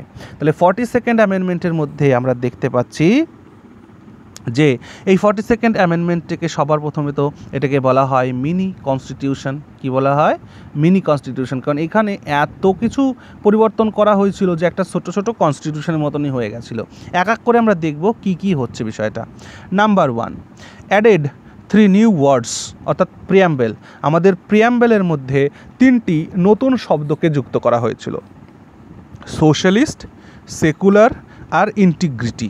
তাহলে কনস্টিটিউশনের প্রিয়াম্বেলে আগে এই সোশ্যালিস্ট, সেকুলার, ইন্টিগ্রিটি কথাগুলো ছিল না, সেটা যুক্ত করা হলো। তাহলে সোশ্যালিস্ট, সেকুলার, ইন্টিগ্রিটি এই কথাগুলোকে প্রিয়াম্বেলে যুক্ত করা হলো প্রথম। 2, ফান্ডামেন্টাল ডিউটিসকে ইনক্লুড করা হলো। কনস্টিটিউশন যখন কনস্টিটিউশন অরিজিনালি ছিল তখন ফান্ডামেন্টাল ডিউটিস ছিল না, অর্থাৎ 42তম সংবিধান সংশোধনীর মাধ্যমে কনস্টিটিউশনে একটা আলাদা পার্ট অ্যাড করা হলো, দ্যাট ইজ পার্ট 4A, এবং সেখানে আর্টিকেল 51A ইনক্লুড করা হলো। আর্টিকেল 51A, আর্টিকেল 51A 10টি ফান্ডামেন্টাল ডিউটিস রাখা হলো। যুক্তি দেওয়া হলো যে ভারতের জনগণ যেহেতু মৌলিক অধিকার ভোগ করছে, তাহলে যদি তুমি অধিকার ভোগ করো তাহলে রাষ্ট্রের প্রতি তোমার কিছু দায়িত্ব বা কর্তব্য থাকে, সেগুলো পালন করতে হবে। আর সেই ক্ষেত্রে 10টি মৌলিক দায়িত্ব বা মৌলিক কর্তব্য ইনক্লুড করা হলো। পরবর্তীকালে দেখব 2002 সালে গিয়ে যখন 86th অ্যামেন্ডমেন্ট হচ্ছে তখন আরও একটি মৌলিক অধিকার এখানে অ্যাড হবে, অর্থাৎ বর্তমানে আজকে 2024-এ দাঁড়িয়ে আমাদের কনস্টিটিউশনে মৌলিক কর্তব্যের সংখ্যা 11টি। ওকে, আচ্ছা চলো তাহলে যে আলোচনায় ছিলাম সেখানে আবার ফিরে যাই। তাহলে দ্বিতীয় কাজ কি করা হলো এখানে না, দ্বিতীয় কাজ করা হলো যে ফান্ডামেন্টাল ডিউটিসকে অ্যাড করা হলো। আর কি made the president bound by the advice of the cabinet, অর্থাৎ প্রেসিডেন্টকে বাধ্য করা হলো, বাউন্ড করা হলো যে সে ক্যাবিনেটের অ্যাডভাইসের বিপরীতে যেতে পারবে না। Provided for administrative tribunals and tribunals for other matters, অর্থাৎ আর্টিকেলের part 14A, part 14 A include করা হলো, যেখানে অ্যাডমিনিস্ট্রেটিভ ট্রাইব্যুনালস এবং ট্রাইব্যুনালস ফর আদার ম্যাটার্সের জন্য এস্টাবলিশ করা হলো। তারপর froze the seats in the Lok Sabha and state legislative assemblies on the basis of 1971 census till 2001 population control measures, অর্থাৎ পপুলেশন কন্ট্রোল মেজার করার জন্য, খুব ভালো করে শোনো, এই সময় রাজীব গান্ধী নয়, রাজীব গান্ধীর দাদা নাকি ভাইকে জানে, দাদাই হবে মনে হয়, না ভাই হবে, সরি ভাই রাজীব গান্ধীর ভাই ছিল কে? সঞ্জয় গান্ধী। খুব গুরুত্বপূর্ণ ঘটনা। এই সঞ্জয় গান্ধী বেটা, সে বলছে যে আমরা দেখছি 1971-এ আমাদের প্রচুর জনসংখ্যা বেড়েছে, তা জনসংখ্যা বাড়ছে যখন, তখন তো আমাদের ধীরে ধীরে লোকসভার সিট বাড়াতে হবে, আবার দেশের দুর্ভিক্ষ লাগবে, এত জনসংখ্যা হচ্ছে। তার জন্য সে কী করলো, সঞ্জয় গান্ধী পপুলেশন কন্ট্রোলিংয়ের জন্য মেজার নিল, এবং ভাবতে পারবে না, যাদের সদ্য বিয়ে হয়েছে, এখনও বাচ্চা কাচ্চা হয়নি, তাদেরকে ধরে ধরে নাচবন্দি করে দিয়েছিল, মানে মেল বন্ধাত্মকরণ যেটাকে বলে না, ওইগুলো করে দিয়েছিল। এরকম করে আজও যদি তোমরা উত্তরপ্রদেশ বা বিহার ওই সমস্ত জায়গায় যখন তুমি যাবে না, ওই জায়গায় আজও দেখতে পারবে যে সেই সমস্ত পুরুষের সন্তান হয়নি। এইরকম ভয়ঙ্কর কাজ এই সঞ্জয় গান্ধী করেছিল, যাকে তাকে ধরে ধরে নিয়ে গিয়ে নাচবন্দি করে দিচ্ছিল, যাতে মানে পপুলেশন কন্ট্রোল করা যায়। খুব খতরনাক ব্যাপার। তো যাই হোক, তো এইখানে বলা হলো যে লোকসভার সিট 2001 সাল পর্যন্ত ইনক্রিজ করা যাবে না, অর্থাৎ 1971 সালের যে জনগণনা অনুযায়ী যেভাবে সিট রয়েছে, অর্থাৎ 525 থেকে বাড়িয়ে যে 545 করা হয়েছে, এটা অ্যাজ ইট ইজ থাকবে, 545 থেকে আর চেঞ্জ করা যাবে না, এটা করা হলো। আর কি, made the constitutional amendments beyond judicial scrutiny, বলা হচ্ছে যে কনস্টিটিউশনাল অ্যামেন্ডমেন্টস যেগুলো হচ্ছে, সেগুলো জুডিশিয়াল স্ক্রুটিনির থেকে বাইরে থাকবে। বোঝো একবার যে আমি কনস্টিটিউশনাল অ্যামেন্ড করছি কি করছি না করছি, এটা কোনো কোর্টের কাছে যাওয়ার তো কোনো কথা নেই, কারণ এই সময় ন্যাশনাল এমার্জেন্সির সময় ভারতের যত নেতা ছিল না, বিরোধী পক্ষ, সবাইকে ধরে ধরে জেলে ছিল, অর্থাৎ বলা হয়েছিল যে তখন ভারতবর্ষ টোটালটা জেলেই ছিল এই এমার্জেন্সির সময়। খুব খতরনাক একটা ব্যাপার গণতন্ত্রের ক্ষেত্রে। হ্যাঁ, একনায়কতন্ত্র যদি চলে বা স্বৈরাচার যদি চলে তাহলে কোনো ব্যাপার না, কিন্তু গণতন্ত্রের ক্ষেত্রে বিরোধী পক্ষকে তোমার সম্মান করতেই হবে, তা না হলে তুমি স্বৈরতান্ত্রিক হয়ে উঠবে ধীরে ধীরে, যেটা আমাদের পশ্চিমবঙ্গের সরকার হয়ে উঠেছে, তাই না? ওকে, না আর কি করেছিলেন? Cartel the power of judicial review and writ jurisdiction of supreme court and high courts. খুব ভালো করে শোনো, সুপ্রিম কোর্ট আর হাইকোর্টের যে রিট জুরিসডিকশন, সেটাকে কার্টেল করেছিল। তাদের যে জুডিশিয়াল পাওয়ার, মানে একদম কোর্টের ক্ষমতা একদম জিরো করে দিয়েছিল এই অ্যামেন্ডমেন্টের মাধ্যমে। যে কোর্ট না পারবে রিট ইস্যু করতে, না পারবে জুডিশিয়াল রিভিউ করতে, সমস্ত কিছু থেকে তাদেরকে মানে করে দেওয়া হচ্ছিল। Raised the tenure of Lok Sabha and state legislative assembly from 5 years to 6 years। ভাবতে পারছো, লোকসভার মানে পার্লামেন্টের, লোকসভার এবং রাজ্যের বিধানসভার আয়ু 5 বছর থেকে বাড়িয়ে 6 বছর করা হয়েছিল। এবং মনে রাখবে, এই যে যা কিছু ইন্দিরা গান্ধী এখানে করছে না 42nd অ্যামেন্ডমেন্টের মাধ্যমে, সেটা মোরারজি দেশাই এসে 44 অ্যামেন্ডমেন্টের মাধ্যমে সেগুলোকে সব ধুয়ে মুছে ফেলবে। ওকে, সো এই জায়গাগুলো পড়ছো, এগুলো কিন্তু এখন আর নেই। চলো next, provided that the laws made for the implementation of DPSP cannot be declared invalid by the courts on the ground of violation of some fundamental. খুব ভালো করে শোনো, অর্থাৎ আমি ডিপিএসপিকে লাগু করার জন্য, অর্থাৎ ডাইরেক্টিভ প্রিন্সিপালসকে লাগু করার জন্য বা তাকে ইমপ্লিমেন্ট করার জন্য যদি কোনো আইন তৈরি করে পার্লামেন্ট, তাহলে সেই আইনের জন্য যদি কোনো ফান্ডামেন্টাল রাইটস ভায়োলেট হয়, তাহলে এখানে কোর্ট কিছু ভূমিকা গ্রহণ করতে পারবে না। বুঝতে পারছো? সো এগুলো একদিক দিয়ে গরিব মানুষের জন্য কিন্তু ভালোই ছিল, মানে খারাপ নয়, কারণ সোশ্যালিস্ট একটা ভাবনা চিন্তা এগুলো ছিল। সো এই সমস্ত কথা শুনে অনেকে বিরোধ প্রকাশ করতে পারো, কিন্তু এই জন্য যাই হোক আমি ডিটেলসে আর যাচ্ছি না, কারণ এটাকে যদি পুরোটা আলোচনা করতে পারতাম তাহলে হতো, কিন্তু দেখো 1 ঘন্টা অলরেডি হয়ে গেছে, আমাদের এখনও অনেকটা পড়তে হবে, ঠিক না? চলো ছেড়ে দাও। তাহলে কি হলো এখানে বলা হলো যে ডিপিএসপিকে ইমপ্লিমেন্ট করার জন্য যদি কিছু ফান্ডামেন্টাল রাইটস ভায়োলেট হয় তাহলে তার জন্য কেউ কোর্টে যেতে পারবে না, এটা বলা হলো। Next, empower the parliament to make laws to deal with anti national activities. যারা অ্যান্টি ন্যাশনাল অ্যাক্টিভিটিস, মানে সেই সময় তো সবাইকেই অ্যান্টি ন্যাশনাল বানিয়ে ফেলেছিল, তো সেই অ্যান্টি ন্যাশনাল অ্যাক্টিভিটিসের জন্য পার্লামেন্টের ভূমিকা থাকবে যে তারা যে কোনো ধরনের ল তৈরি করতে পারবে, হ্যাঁ, এবং তাতে যদি ফান্ডামেন্টাল রাইটস চুলোয় যায় যাক। তারপর কি করা হয়েছিল? অ্যাড 3 নিউ ডিপিএসপি, 3টি নতুন ডাইরেক্টিভ প্রিন্সিপালস অ্যাড করা হয়েছিল। 1, equal justice, free legal add, are the participation of workers in management of industries. খুব ইম্পর্ট্যান্ট, এটা খুব ভালো কাজ একটা ছিল। দেখো সবই খারাপ হয়েছে এমনটা তো নয়, ঠিক আছে? অর্থাৎ 1 নাম্বার হচ্ছে ইকুয়াল জাস্টিস, ন্যায় বিচার সবার জন্য সমান হতে হবে। ফ্রি লিগাল এড থাকতে হবে, অর্থাৎ সকলের তো আর লাখ লাখ টাকা দিয়ে উকিল ভাড়া করার ক্ষমতা নেই না। যখন কারো বিরুদ্ধে মামলা হয়, সেই মামলা হলে কি হয়, উকিল ধরতে হয় কোর্টে কথা বলার জন্য। তো সেই উকিল ধরে কথা বলার মতন তো সকলের টাকা নেই উকিলকে রাখার মতো, তাই ফ্রি লিগাল এড যাতে সবাই পেতে পারে সেই ব্যবস্থাটা করা হয়। আর কি, the participation of workers in the management of the industry, কোনো ফ্যাক্টরিতে তার যে ম্যানেজমেন্ট কমিটি, সেই ম্যানেজমেন্ট কমিটির শ্রমিকদের রাখার কথাও বলা হয়। And protection of the environment, এবং এনভায়রনমেন্টের প্রোটেকশনের কথা বলা হয়। ফরেস্ট অ্যান্ড ওয়াইল্ড লাইফ, শুধু এনভায়রনমেন্ট নয়, ফরেস্ট, ওয়াইল্ড লাইফ, বন্যজীবন, তারপর তোমার ফরেস্ট, এনভায়রনমেন্ট এর প্রোটেকশনের কথা বলা হয়। তাহলে এখানে 3টি নতুন জুডিশিয়ারি আমরা ডিপিএসপির ইনক্লুড আমরা দেখছি এখানে। ওকে, আচ্ছা বেশ, চলো এটাকে কিন্তু সুন্দর করে পড়ো, আমি নোটটা টেলিগ্রাম গ্রুপে দিয়ে দেবো, ওখানে ভালো করে পড়ে নিও। ওকে, চলো নেক্সট আগে যাই তাহলে। আর কি বলা হচ্ছে? আর বলা হচ্ছে যে facilitated the proclamation of national emergency in a part of the territory of India. ওকে, বলছে যে ন্যাশনাল এমার্জেন্সি সারা ভারতে না লাগু করে দেশের কোনো একটা পার্টেও আমরা কিন্তু লাগু করতে পারি, এমনটা বলা হলো। আর কি, extended the one time duration of presidents rule in a state for 6 months to 1 year।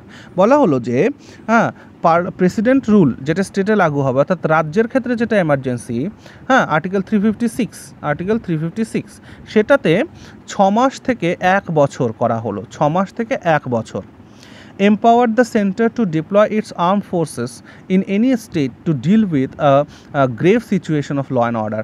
অর্থাৎ কোনো রাজ্যের যদি law and order situation decrease করে বা law and order situation create হয়, তাহলে কেন্দ্র সরকার সেই রাজ্যে আর্ম ফোর্স মানে আর্মি পাঠাতে পারবে। ওকে, আর কি, shifted 5 subjects from state list to concurrent list, অর্থাৎ রাজ্যের তালিকা থেকে 5টা বিষয়কে যুগ্ম তালিকায় আনা হলো। কি কি সেটা? এডুকেশন আগে স্টেট লিস্টে ছিল, সেটাকে সেন্ট্রাল লিস্টে আনা হলো। ফরেস্ট, এটা কোথায় ছিল? স্টেট লিস্টে, সেটাকে কনকারেন্ট লিস্টে আনা হলো, যুগ্ম তালিকা আনা হলো। Protection of wild animals and birds, এটা আর weight and measurements and administration of justice, constitution and organization of all courts except the supreme court and high courts. খুব ইম্পর্ট্যান্ট কিন্তু এই জিনিসগুলোকে কনকারেন্ট লিস্টের মধ্যে আনা হয়েছিল, খুব ইম্পর্ট্যান্ট, মাথায় রেখে এখান থেকে প্রশ্ন জিজ্ঞেস করে। তাহলে education, forest, protection of wild life, animals and birds, weight and measurements, okay, administration of justice, তারপর constitution and organization of all courts. হ্যাঁ, অর্থাৎ জাস্ট অ্যাডমিনিস্ট্রেশন কী হবে, অর্থাৎ সুপ্রিম কোর্ট আর হাইকোর্ট বাদে, সেটাও কিন্তু সমস্তটা কনকারেন্ট লিস্টের মধ্যে আনা হলো। ওকে, আচ্ছা, আর কি, did away with recruitment of quorum in the parliament and the legislature, অর্থাৎ কোয়ারাম এর রিক্রুটমেন্টটাকে নির্মূল করে দেওয়া হলো পার্লামেন্টে এবং স্টেট অ্যাসেম্বলিতে। চলো আমি আজকের এই ভিডিওতে এই কোয়ারাম সম্পর্কে আলোচনা করছি না, তোমরা একটু নিজেরা গুগল করে দেখো তো কোয়ারাম মানে কি, যেটা বুঝতে পারো সেটা ভিডিও কমেন্ট সেকশনে একটু লিখে দিও, দেখি আর যদি না বুঝতে পারো তাহলে আমাকে কমেন্টে লিখো, আমি নেক্সট কোনো একটা ক্লাসে বলবো। এটা তোমাদের বাড়ির কাজ থাকলো আজকে। চলো, empower the parliament to decide from time to time the rights and privileges to its members and committees। অর্থাৎ পার্লামেন্টকে এই ক্ষমতা দেওয়া হলো যে সে ডিসাইড করবে টাইম টু টাইম, হ্যাঁ, যে কোনো কমিটি করতে হবে কি না, বা কোনো কমিটির মেম্বার কে হবে, হ্যাঁ, তার কী অধিকার থাকবে, তার কী প্রিভিলেজেস থাকবে, ইত্যাদি ইত্যাদি বিষয়। ওকে, তার মানে বুঝতেই পারছো এখানে অনেক অনেক প্রভিশনস এখানে কিন্তু আনা হয়েছিল। আর কি, আবার 43rd আসবো আমরা, তার আগে আরেকটা দেখে নিই। Provided for the creation of all India judicial service, খুব ইম্পর্ট্যান্ট, অল ইন্ডিয়া জুডিশিয়াল সার্ভিসের তৈরি করা হয়েছিল 42nd অ্যামেন্ডমেন্টের মাধ্যমে। এই যে বিচারপতি নিয়োগ হয় না যে লোয়ার কোর্টগুলোতে, যেমন যে জেলা জজ কোর্ট, সেশন কোর্ট, এই জায়গাতে, তো জুডিশিয়াল অল ইন্ডিয়া জুডিশিয়াল সার্ভিসের ব্যবস্থাটা করা হয়েছিল। আর কি, shortened the procedure for disciplinary action by taking away the right of a civil servant to make representation at the second stage after inquiry, that is penalty proposed হয়েছিল এখানে। ওকে, চলো এবার আমরা দেখে নিই, দ্যাট ইজ 43rd 43তম সংবিধান সংশোধন। 43তম সংবিধান সংশোধনীতে কি হয়েছিল? restored the jurisdiction of Supreme Court and High Court in respect of judicial review and issue writs। অর্থাৎ যেটা আগের সংশোধনীর মাধ্যমে যে সুপ্রিম কোর্ট আর হাইকোর্টের যে রিট জারি করার ব্যাপারটা এবং জুডিশিয়াল রিভিউর যে ক্ষমতাটাকে খর্ব করা ছিল, সেটা আবার ফিরিয়ে দেওয়া হয়, যে না, সুপ্রিম কোর্ট হাইকোর্ট চাইলে রিট ইস্যু করতে পারবে এবং তাদের জুডিশিয়াল রিভিউর ক্ষমতা থাকবে, এটা আবার ফিরিয়ে দেওয়া হলো বিশেষ চাপে পড়ে। আর কি, deprived the parliament। এবার এটা কেন ঘটছে? তোমরা মনে করছো ইন্দিরা গান্ধী করেছে? না না না না, এটা করেছে মোরারজি দেশাই সরকার। জনতার সরকার যখন এসছে তখন এই ঘটনাটা হচ্ছে। তাহলে আমি যে শুরুতেই বলেছিলাম তোমাদের, ইন্দিরা গান্ধী কবে থেকে কবে পর্যন্ত ছিল? 1966 থেকে 1977 পর্যন্ত, এটা প্রথম তার টার্ম। তিনি কিন্তু আবার ক্ষমতায় আসবেন কবে? 1980-তে আবার ক্ষমতায় আসবেন, 3 বছর পরেই। 3 বছর পরে এই যে জনতার সরকার থাকবে, জোড়াতালির সরকার, আবার 1980 থেকে তিনি 1984 তার মৃত্যু পর্যন্ত তিনি আবার প্রধানমন্ত্রী হবেন। ওকে, নাও এই যে 43rd অ্যামেন্ডমেন্ট যখন হচ্ছে তখন মোরারজি দেশাই প্রধানমন্ত্রী হয়েছেন। তো তিনি প্রধানমন্ত্রী হওয়ার পরেই প্রথম যে কাজটা করলেন, সুপ্রিম কোর্ট আর হাইকোর্টের ক্ষমতাটাকে আবার বাড়িয়ে দিলেন, তাদের জুডিশিয়াল রিভিউ তাদের ফিরিয়ে দিলেন, তাদের রিট ইস্যু করার ক্ষমতা তাদের ফিরিয়ে দিলেন। তারপর কি করা হলো? Deprived the parliament of its special powers. এবং ইন্দিরা গান্ধী এতদিন ধরে পার্লামেন্টকে যে বিশেষ বিশেষ ক্ষমতা দিয়ে এসেছিল, যে অ্যান্টি ন্যাশনালদের জন্য আইন তৈরি করার জন্য, আসলে দেখো, কারণ এরা সবাই এমার্জেন্সির সময় জেলে ছিল, এদেরকে অ্যান্টি ন্যাশনাল বলে এদেরকে জেলে ঢোকানো হয়েছিল। তো সেই কারণে সবার আগে ক্ষমতা এসে এটাই করেছে যে ভাই, পার্লামেন্টের কাছে কোনো ডিসিশন থাকবে না যে কে অ্যান্টি সোশ্যাল কে অ্যান্টি সোশ্যাল নয়। কেন? খেয়াল করো, আমাদের ভারতবর্ষে তো দলীয় রাজনীতি হয়, রাজনৈতিক দল ক্ষমতায় গিয়ে তাদের কাজটা করে। তাহলে সেই ক্ষেত্রে যদি পার্লামেন্টের কাছেই এই অ্যান্টি ন্যাশনাল নির্বাচন করার ক্ষমতাটা থাকতো আজও, তাহলে কী হতো? আজকে হয়তো দেখা গেল কংগ্রেস, তৃণমূল সবাই অ্যান্টি ন্যাশনাল হয়ে জেলে থাকতো। আবার যখন কংগ্রেস ক্ষমতায় ছিল তখন বিজেপি সবাই দেখা গেল জেলে থাকতো, তাই না, অ্যান্টি ন্যাশনাল হয়ে, যেটা কিনা যে বাংলাদেশে এখন হচ্ছে। শেখ হাসিনা চলে গেছে, তো শেখ হাসিনার দলের যারা ছিল তাদেরকে অ্যান্টি ন্যাশনাল বলে জেলে ঢোকাচ্ছে। আবার শেখ হাসিনা যখন ক্ষমতায় ছিল তখন অন্যদেরকে জেলে ঢুকিয়েছে, তাই না? ওটা বাংলাদেশে হতে পারে বা পাকিস্তানে হতে পারে, এটা ভারতের নয়, কারণ ভারত আইনের শাসন, ভারতে চলে আইনের শাসন। So we are proud of it. Okay, next. তাহলে প্রথম কাজ এটা হলো, সুপ্রিম কোর্টের ক্ষমতা তাকে ফিরিয়ে দেওয়া হলো, পার্লামেন্টের ক্ষমতাটাকে কমিয়ে দেওয়া হলো। কী হিসাবে? যে ন্যাশনাল অ্যান্টি ন্যাশনাল কে তা ঠিক করবে কোর্ট নাকি পার্লামেন্ট। ওকে, চলো নেক্সট। এবার আসছি আমরা ইন্দিরা গান্ধী যা যা করেছিল তার রেকটিফিকেশানে, দ্যাট ইজ অ্যামেন্ডমেন্ট নাম্বার 44। তাহলে 42তম সংবিধান সংশোধনীতে ইন্দিরা গান্ধী যা যা করেছিল তার রেকটিফিকেশান হবে 44তম সংশোধনীতে। কার সময়? মোরারজি দেশাইয়ের সময়েই। ওকে, চলো এক এক করে বলি। দেখো ভিডিও বড় হচ্ছে, কিন্তু আমি আশা করছি তোমাদের এটা ভালো লাগছে, কারণ আমরা অনেক বিষয় জানতে পারছি, শিখতে পারছি, তাই না? এগুলো কিন্তু ইম্পর্ট্যান্ট, আমাদের জানা লাগবে। ওকে, মোরারজি দেশাই কতদিন ছিল বলতে পারবে? মোরারজি দেশাই 1977 থেকে উনি 1979 পর্যন্ত ছিলেন। 1977 থেকে 1979 সাল পর্যন্ত উনি ছিলেন। ওকে, তোমরা সুব্রমণিয়াম স্বামী দেখেছো, এই সুব্রমণিয়াম স্বামীও কিন্তু এনার সময় কিন্তু পার্লামেন্টে ছিলেন। ওকে, চলো তাহলে 44তম সংবিধান সংশোধনী, এখানে কি করা হলো, restore the original term of Lok Sabha, অর্থাৎ এইটার মাধ্যমে এখন আজকের যে কনস্টিটিউশন দেখতেও এরকম আছে, restored the original term of the Lok Sabha and the state legislative assemblies,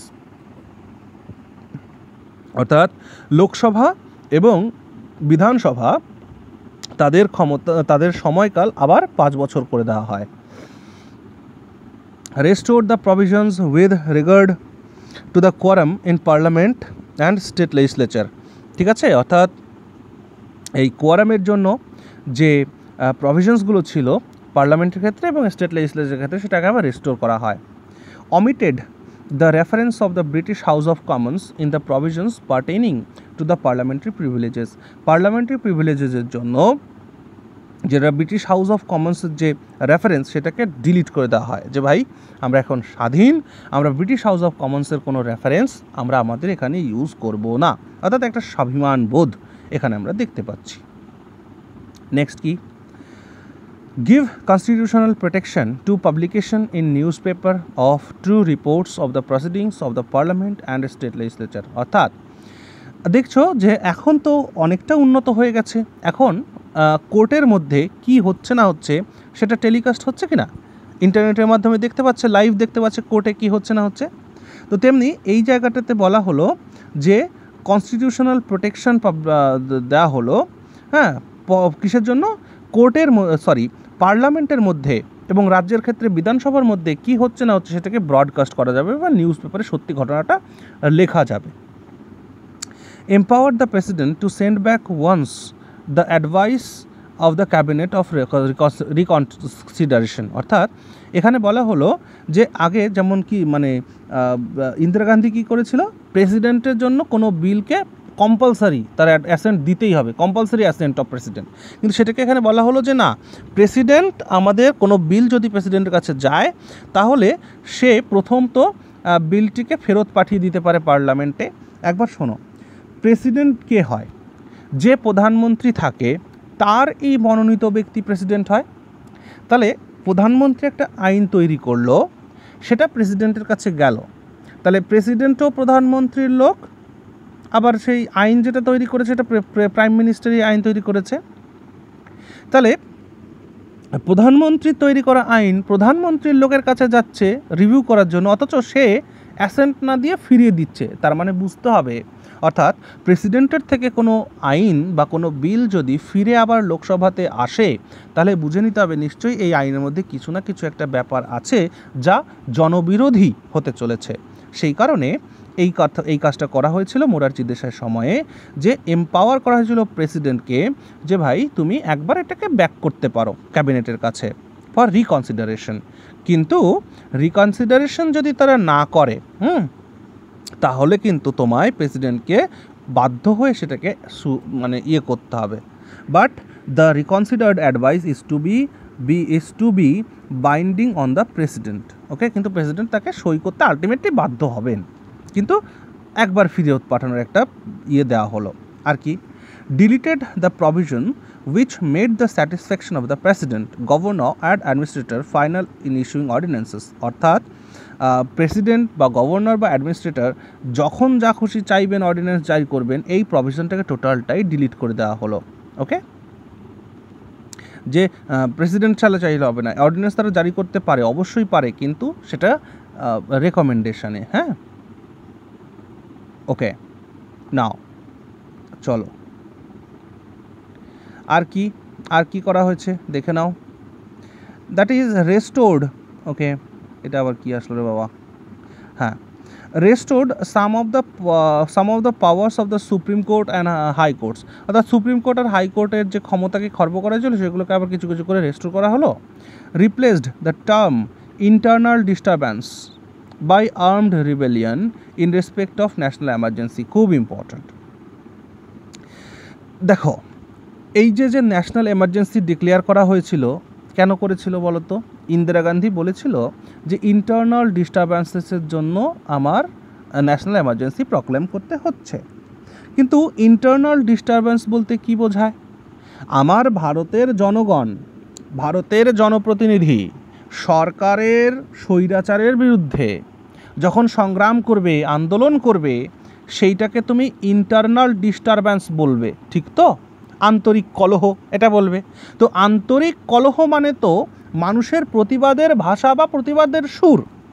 তো সেইটাকে পাথেয় করে তুমি যে ন্যাশনাল এমার্জেন্সি ডিক্লেয়ার করবে এমনটা হবে না।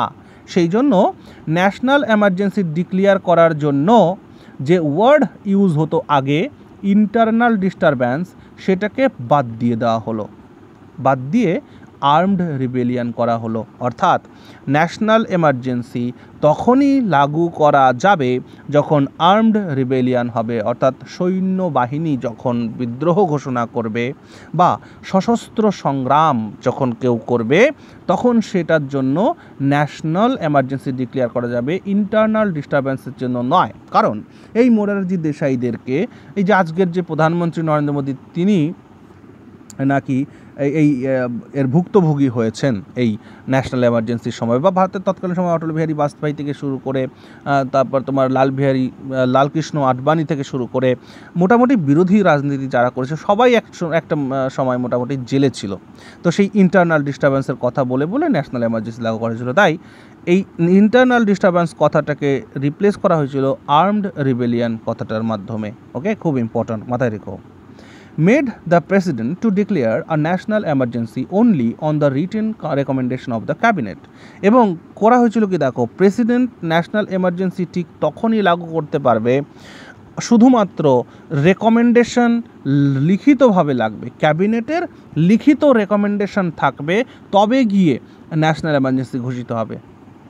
ওই প্রধানমন্ত্রী ফোন করে বলল রাষ্ট্রপতি আপনি এক কাজ করুন, ন্যাশনাল এমার্জেন্সি ডিক্লেয়ার করে দিন, আর রাষ্ট্রপতি ন্যাশনাল এমার্জেন্সি ডিক্লেয়ার করে দিল, এমনটা আর হবে না।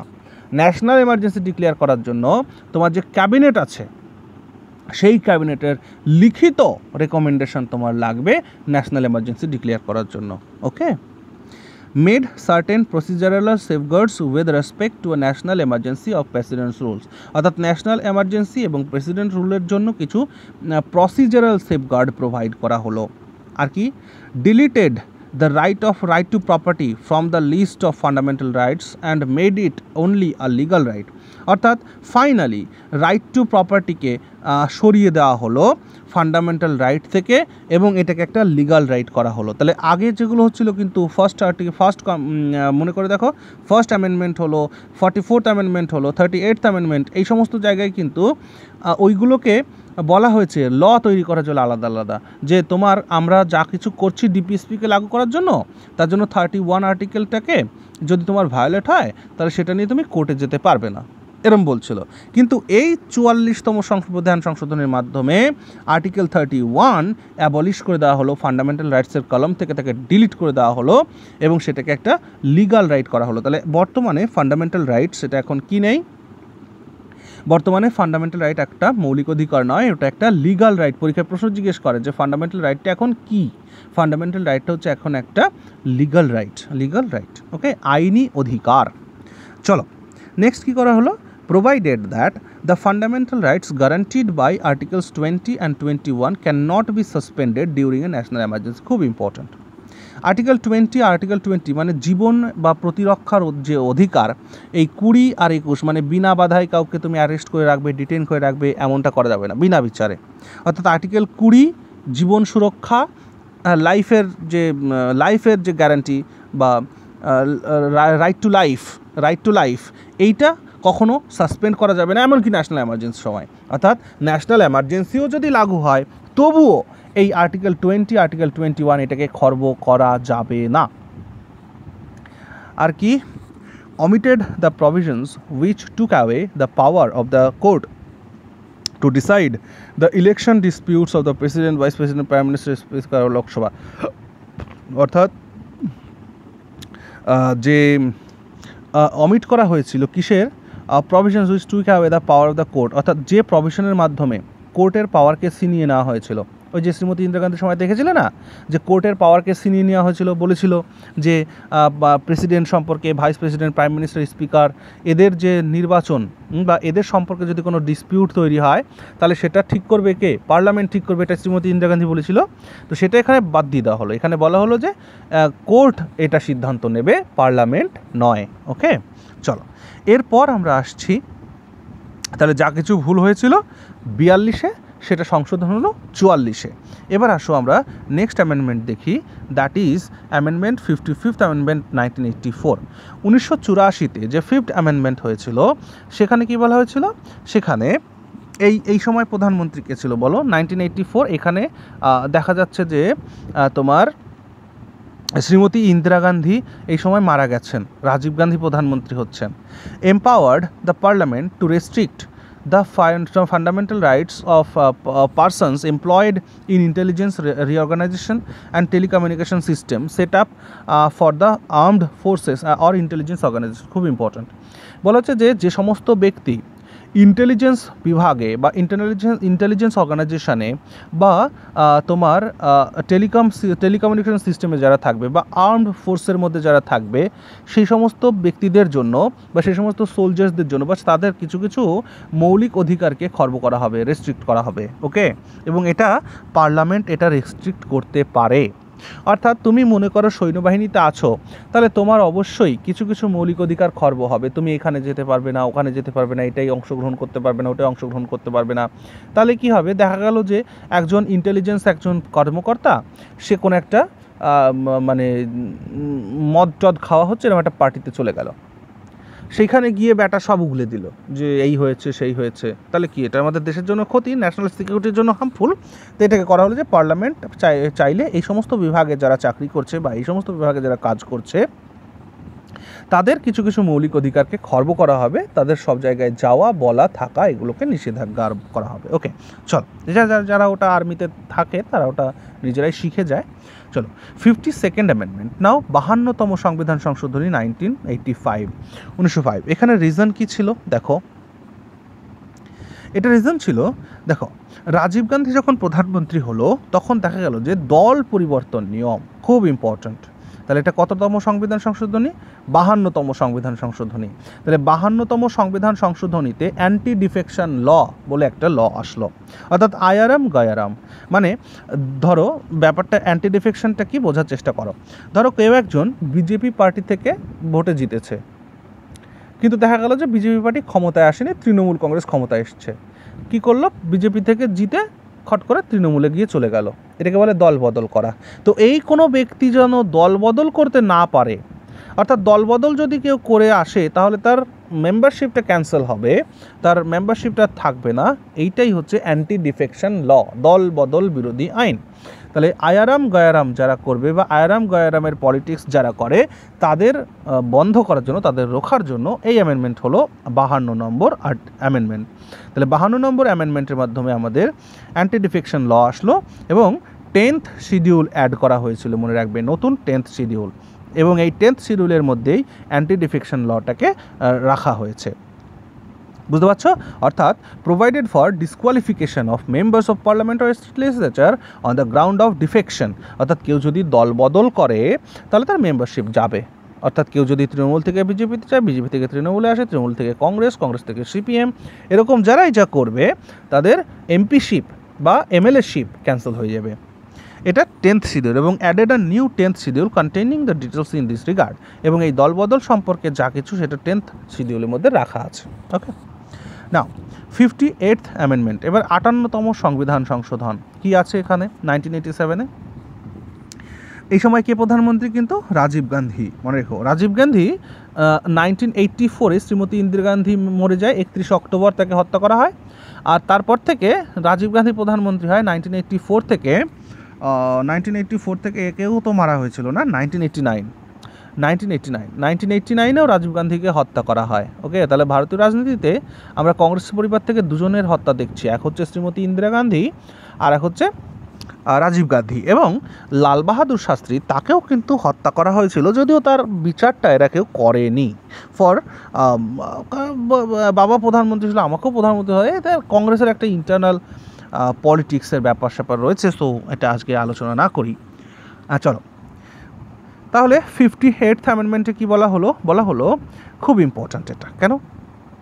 দেখো আমরা বলি না রাষ্ট্রভাষা কি, তো এইখানে দেখো স্পষ্টভাবে বলা হচ্ছে কি, provided for an authoritative text of the constitution in Hindi language.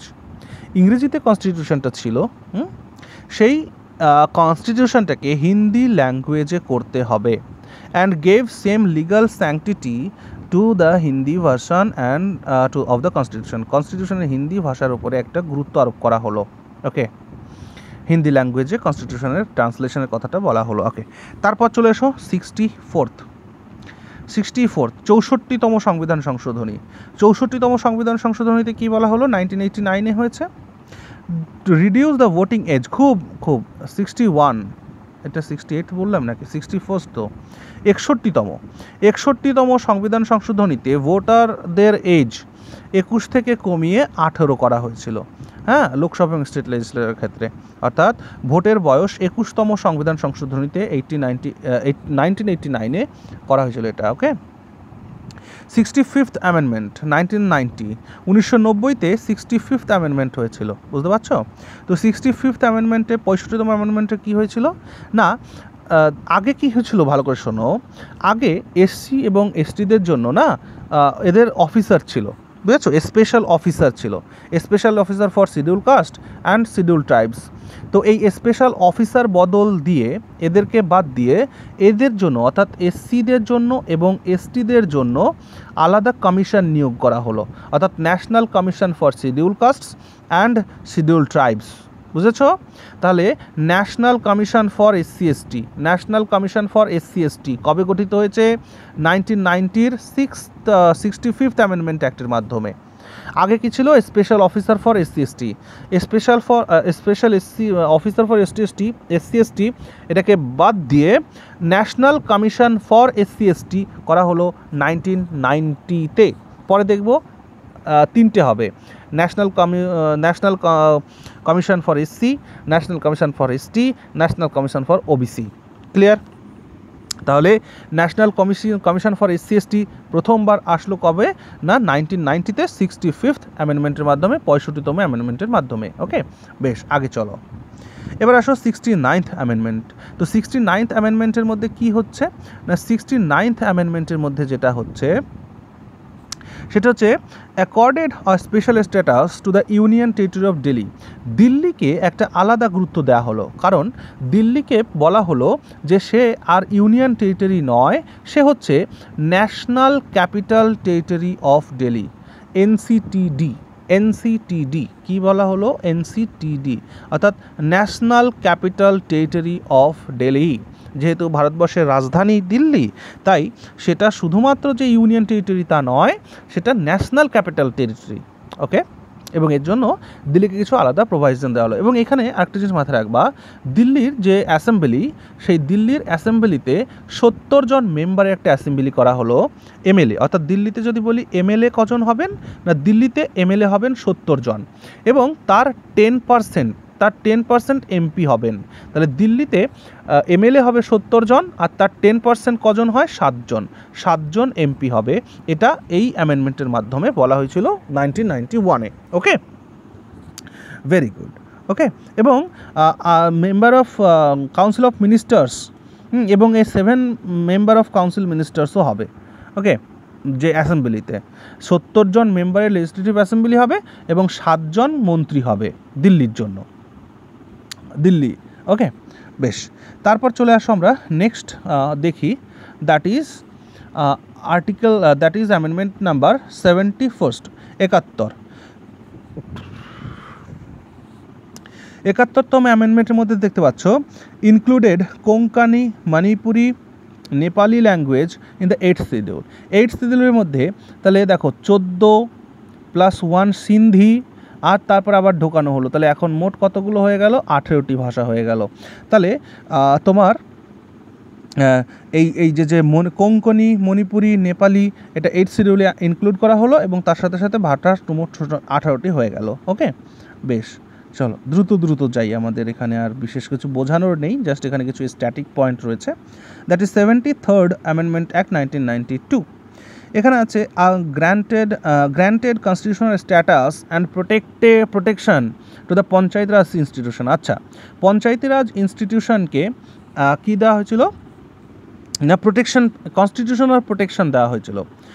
এখানে তার জন্য কী করা হয়েছিল, for the purpose amendment has added a new part 9 add করা হয়েছিল, নতুন একটা পার্ট 9 অ্যাড করা হয়েছিল, এন্টাইটেলড অ্যাজ দ্য পঞ্চায়েত নামে, and a new 11th schedule containing 29 functional items.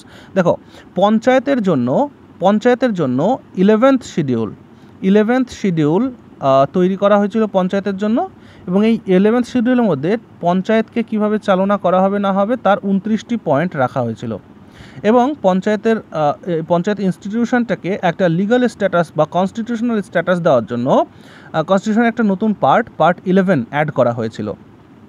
আর ঠিক তারপরের বছর 74th, তাহলে 73তমতে কী হচ্ছে, 73তমতে হচ্ছে পঞ্চায়েত, আর 74তমতে হচ্ছে মিউনিসিপ্যাল কর্পোরেশন। মনে থাকবে, 74তম সংবিধান সংশোধনের মাধ্যমে আর্টিকেল পার্ট 9 এ অ্যাড করা হলো, এবং 12th শিডিউল, 12টা শিডিউল আছে আমাদের, তাহলে 12th শিডিউল অ্যাড করা হলো, আর 12th শিডিউলের মধ্যে 18টি ফাংশনাল আইটেমস রাখা হলো যার মাধ্যমে মিউনিসিপ্যালিটি ওয়ার্ক করবে। খুব ইম্পর্ট্যান্ট।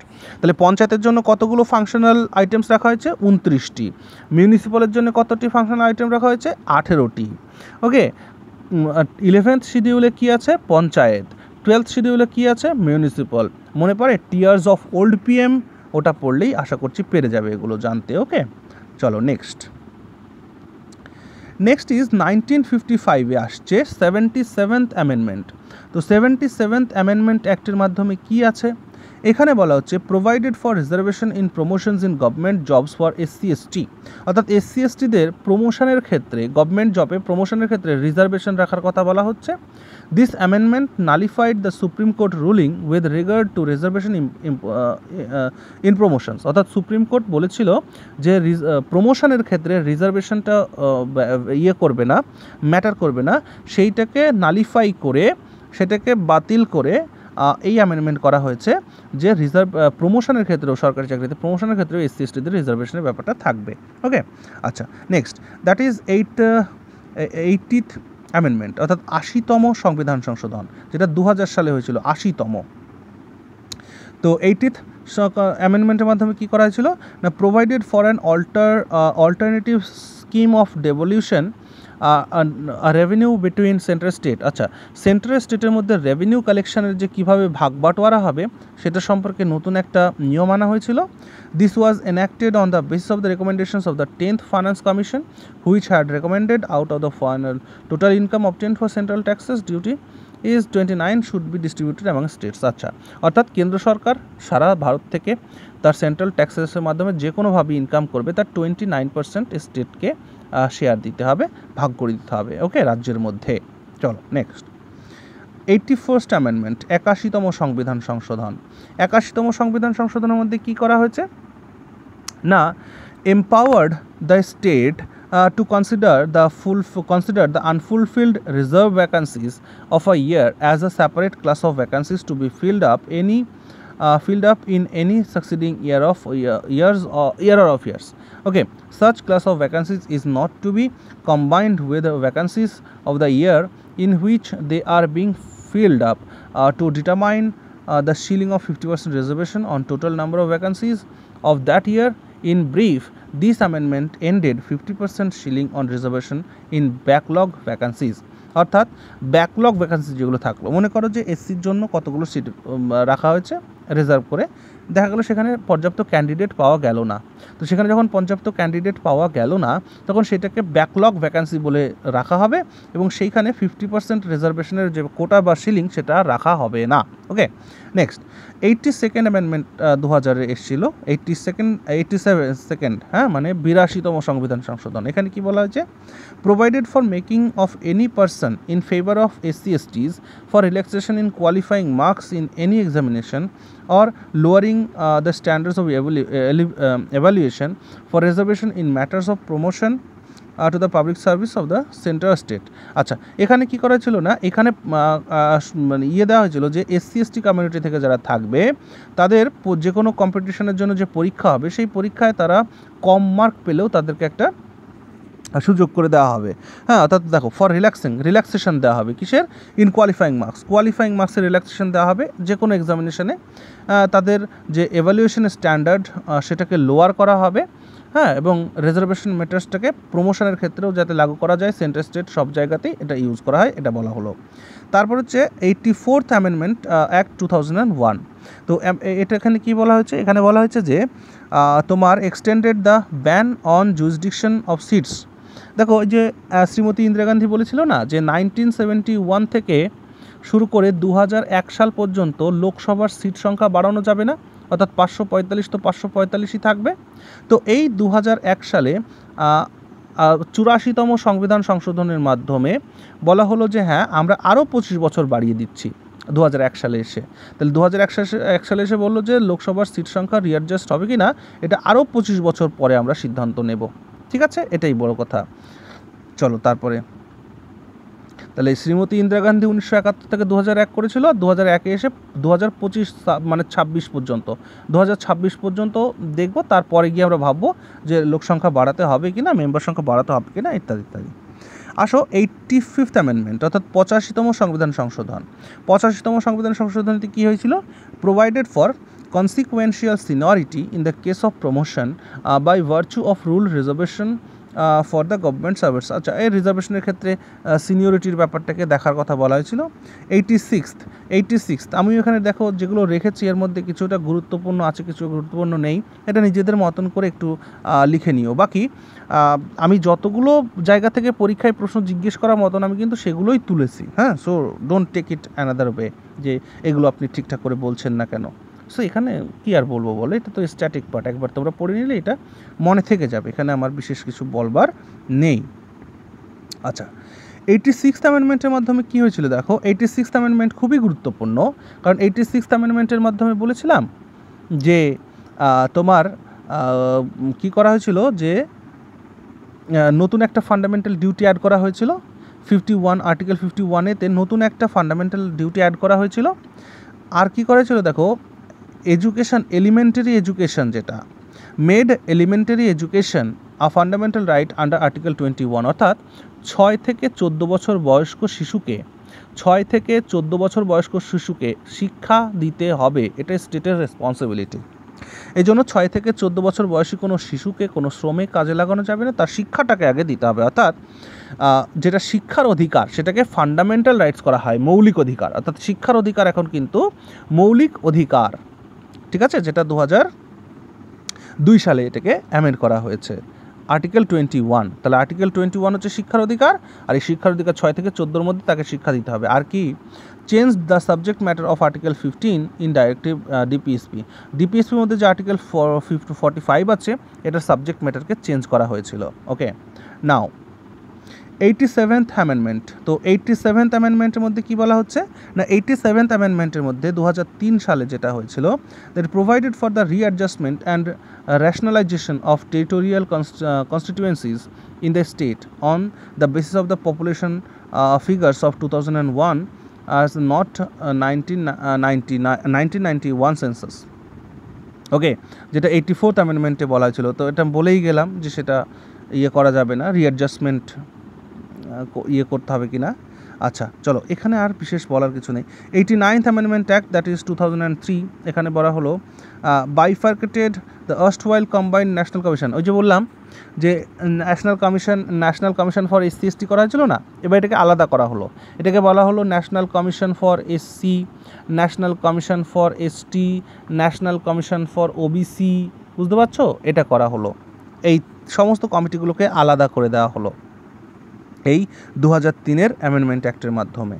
ওকে, এবং সেটা করা হলো দেখো আর্টিকেল 38-এ ন্যাশনাল কমিশন ফর SC থাকলো। আর আচ্ছা, এখানে কিন্তু এখনও OBC আসেনি, ন্যাশনাল কমিশন ফর OBC এখনও আসেনি, আসবে পরে। National commission for ST article 38-এর এ আসলো, আর ন্যাশনাল কমিশন ফর OBC ওটা আসবে 38-এর বিতে আসবে। ওকে, আচ্ছা চলো, এখানে 91st অ্যামেন্ডমেন্ট অর্থাৎ 91তম সংবিধান সংশোধন। তো 91তম সংবিধান সংশোধনের মধ্যে কি করা হয়েছিল দেখো, এখানেও যে বিশেষ পয়েন্টগুলো রয়েছে, সো যেহেতু ভিডিও লেন্থ অনেক বড় হয়ে যাচ্ছে, তো এখানে আমার আর বোঝানোর বিশেষ কিছু থাকছে না, তো সেই কারণে আমি আর কিছু বলছি না। তো তোমরা এইটাকে না একবার একটু গো থ্রু করে নিও, ঠিক আছে? গো থ্রু এখানে একটুখানি করে নিও, আমি সব নোট তোমাদের প্রোভাইড করে দিচ্ছি 2003 5 এখানে। আচ্ছা, এখানে 92তম সংবিধান সংশোধনীটি একটু গুরুত্বপূর্ণ আছে। 92তম সংবিধান সংশোধনী, কারণ 92তম সংবিধান সংশোধনীর মাধ্যমে দেখতে পাচ্ছ যে ভাষা 8 শিডিউলে কতগুলো ল্যাঙ্গুয়েজ ইউজ করেছে, যেমন বোডো ভাষা, ডোগরি ভাষা, মৈথিলি ভাষা, সাঁওতালি ভাষা অ্যাড করা হয়েছে। অর্থাৎ আগে ছিল 18টা, আরও 4টে অ্যাড করা হলো in the year 2004, in the year 4 নয় 3, ইন দ্য ইয়ার 2003। সেখানে টোটাল ভাষা কত হলো? টোটাল ভাষা হয়ে গেল তোমার 22টি।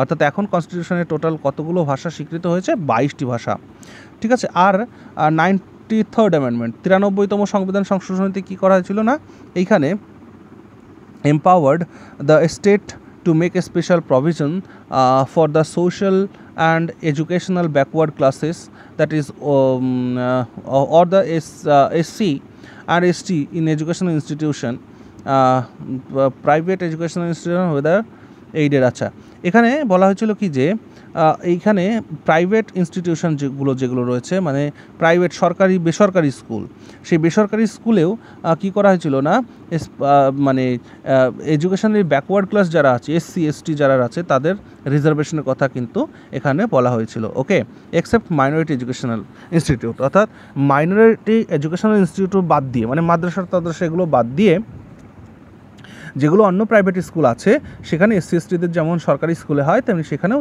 যাতে SC STদের রিজার্ভেশন থাকে সে কথাটা এখানে বলা হয়েছিল। ওকে, আচ্ছা, নেক্সট কি আছে?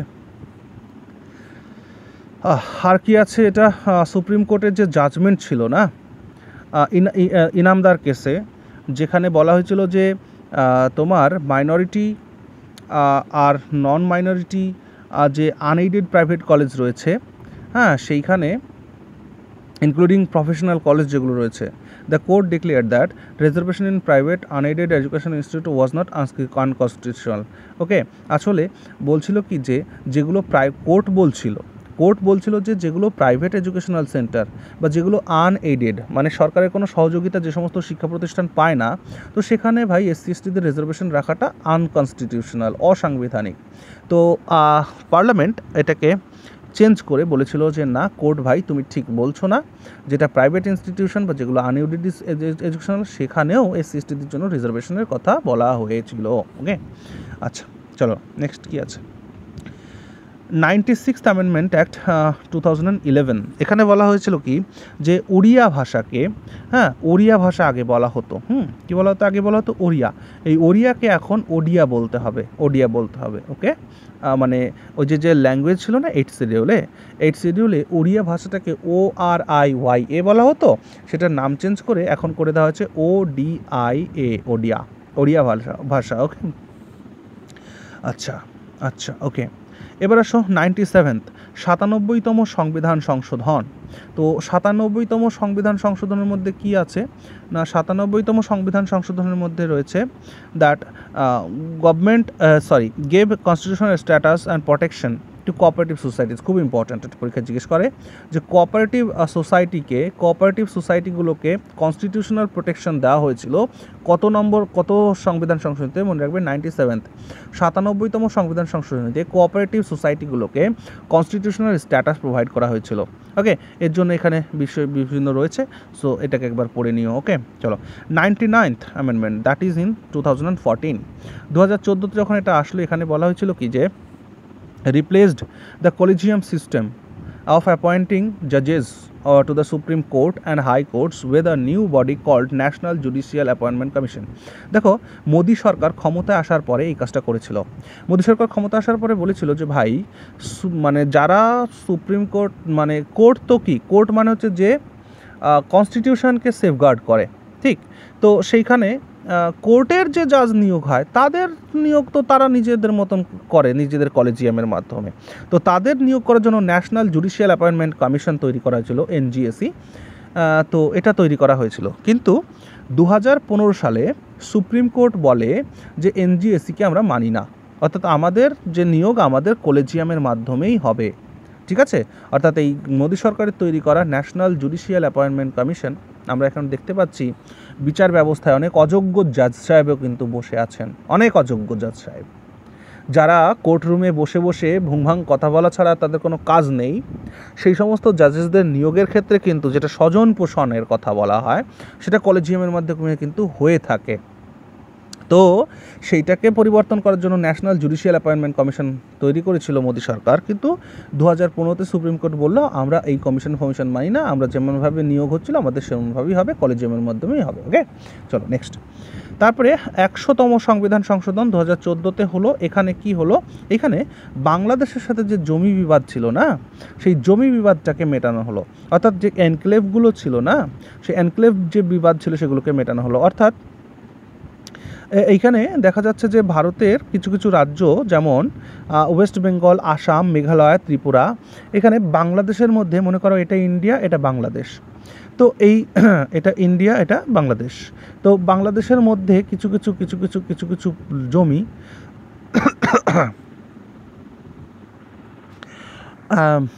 কিছু জমি ভারতের, আবার ভারতের মধ্যে কিছু কিছু জমি বাংলাদেশের।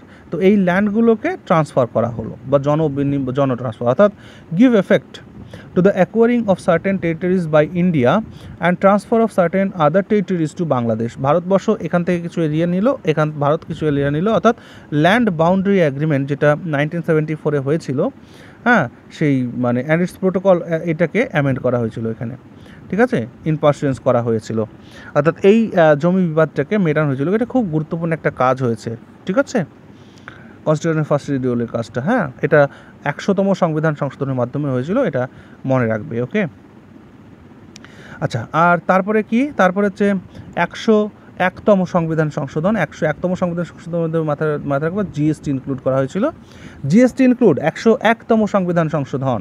তারপরে কবে 2017।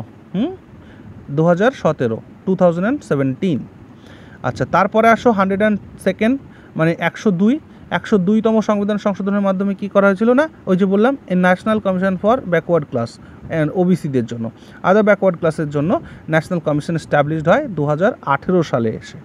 2018 সালে এসে যেমন 38-এ ছিল ন্যাশনাল কমিশন ফর এসসি, 38-এর এতে ছিল ন্যাশনাল কমিশন ফর এসটি, আর নতুন করা হলো 38-এর B, that is national commission for backward class. Okay, আচ্ছা, তারপর দেখো গুরুত্বপূর্ণ কি আছে, 103 103 19-এ হয়েছিল, যেটা 19 সালে 103 নম্বর, এর মধ্যে কী করা হয়েছিল, উইকার সেকশনের জন্য খুব ইম্পর্ট্যান্ট, যারা জেনারেল কাস্ট, সেই জেনারেলের মধ্যে, জেনারেল তো কাস্ট নয়, যারা জেনারেল, যাদের কোনো রিজার্ভেশন নেই, এসসি এসটি যারা নয়, ওবিসি যারা নয়, জেনারেল যারা, মানে সেই জেনারেলদের জন্য, যারা সমাজের উচ্চবৃত্ত বা যাদেরকে আমরা বলি যে স্বাভাবিক নাগরিক, তো সেই স্বাভাবিক নাগরিকদের জন্য কী করা হয়েছিল না, তাদের মধ্যে যারা ইকোনমিক্যালি যারা উইক ছিল, ইকোনমিক্যালি ইডব্লিউএস, আমরা ভালোভাবে বুঝবো কোনটা বললে, ইডব্লিউএস চালু হয়েছিল এই 103 নম্বর অ্যামেন্ডমেন্টের মাধ্যমে, that is in 2019। Okay, EWS public এমপ্লয়মেন্টে এই যে আর্টিকেল 16 সবাই সমান অধিকার পাবে, কিন্তু এর মাধ্যমে 10% রিজার্ভেশন তাদের জন্য রাখা হয়েছে। ওকে, 104 নাম্বার হচ্ছে 2020-তে। এখানে কি ছিল, এখানে 104-এর মধ্যে তোমরা দেখতে পাচ্ছ যে 104-এর মধ্যে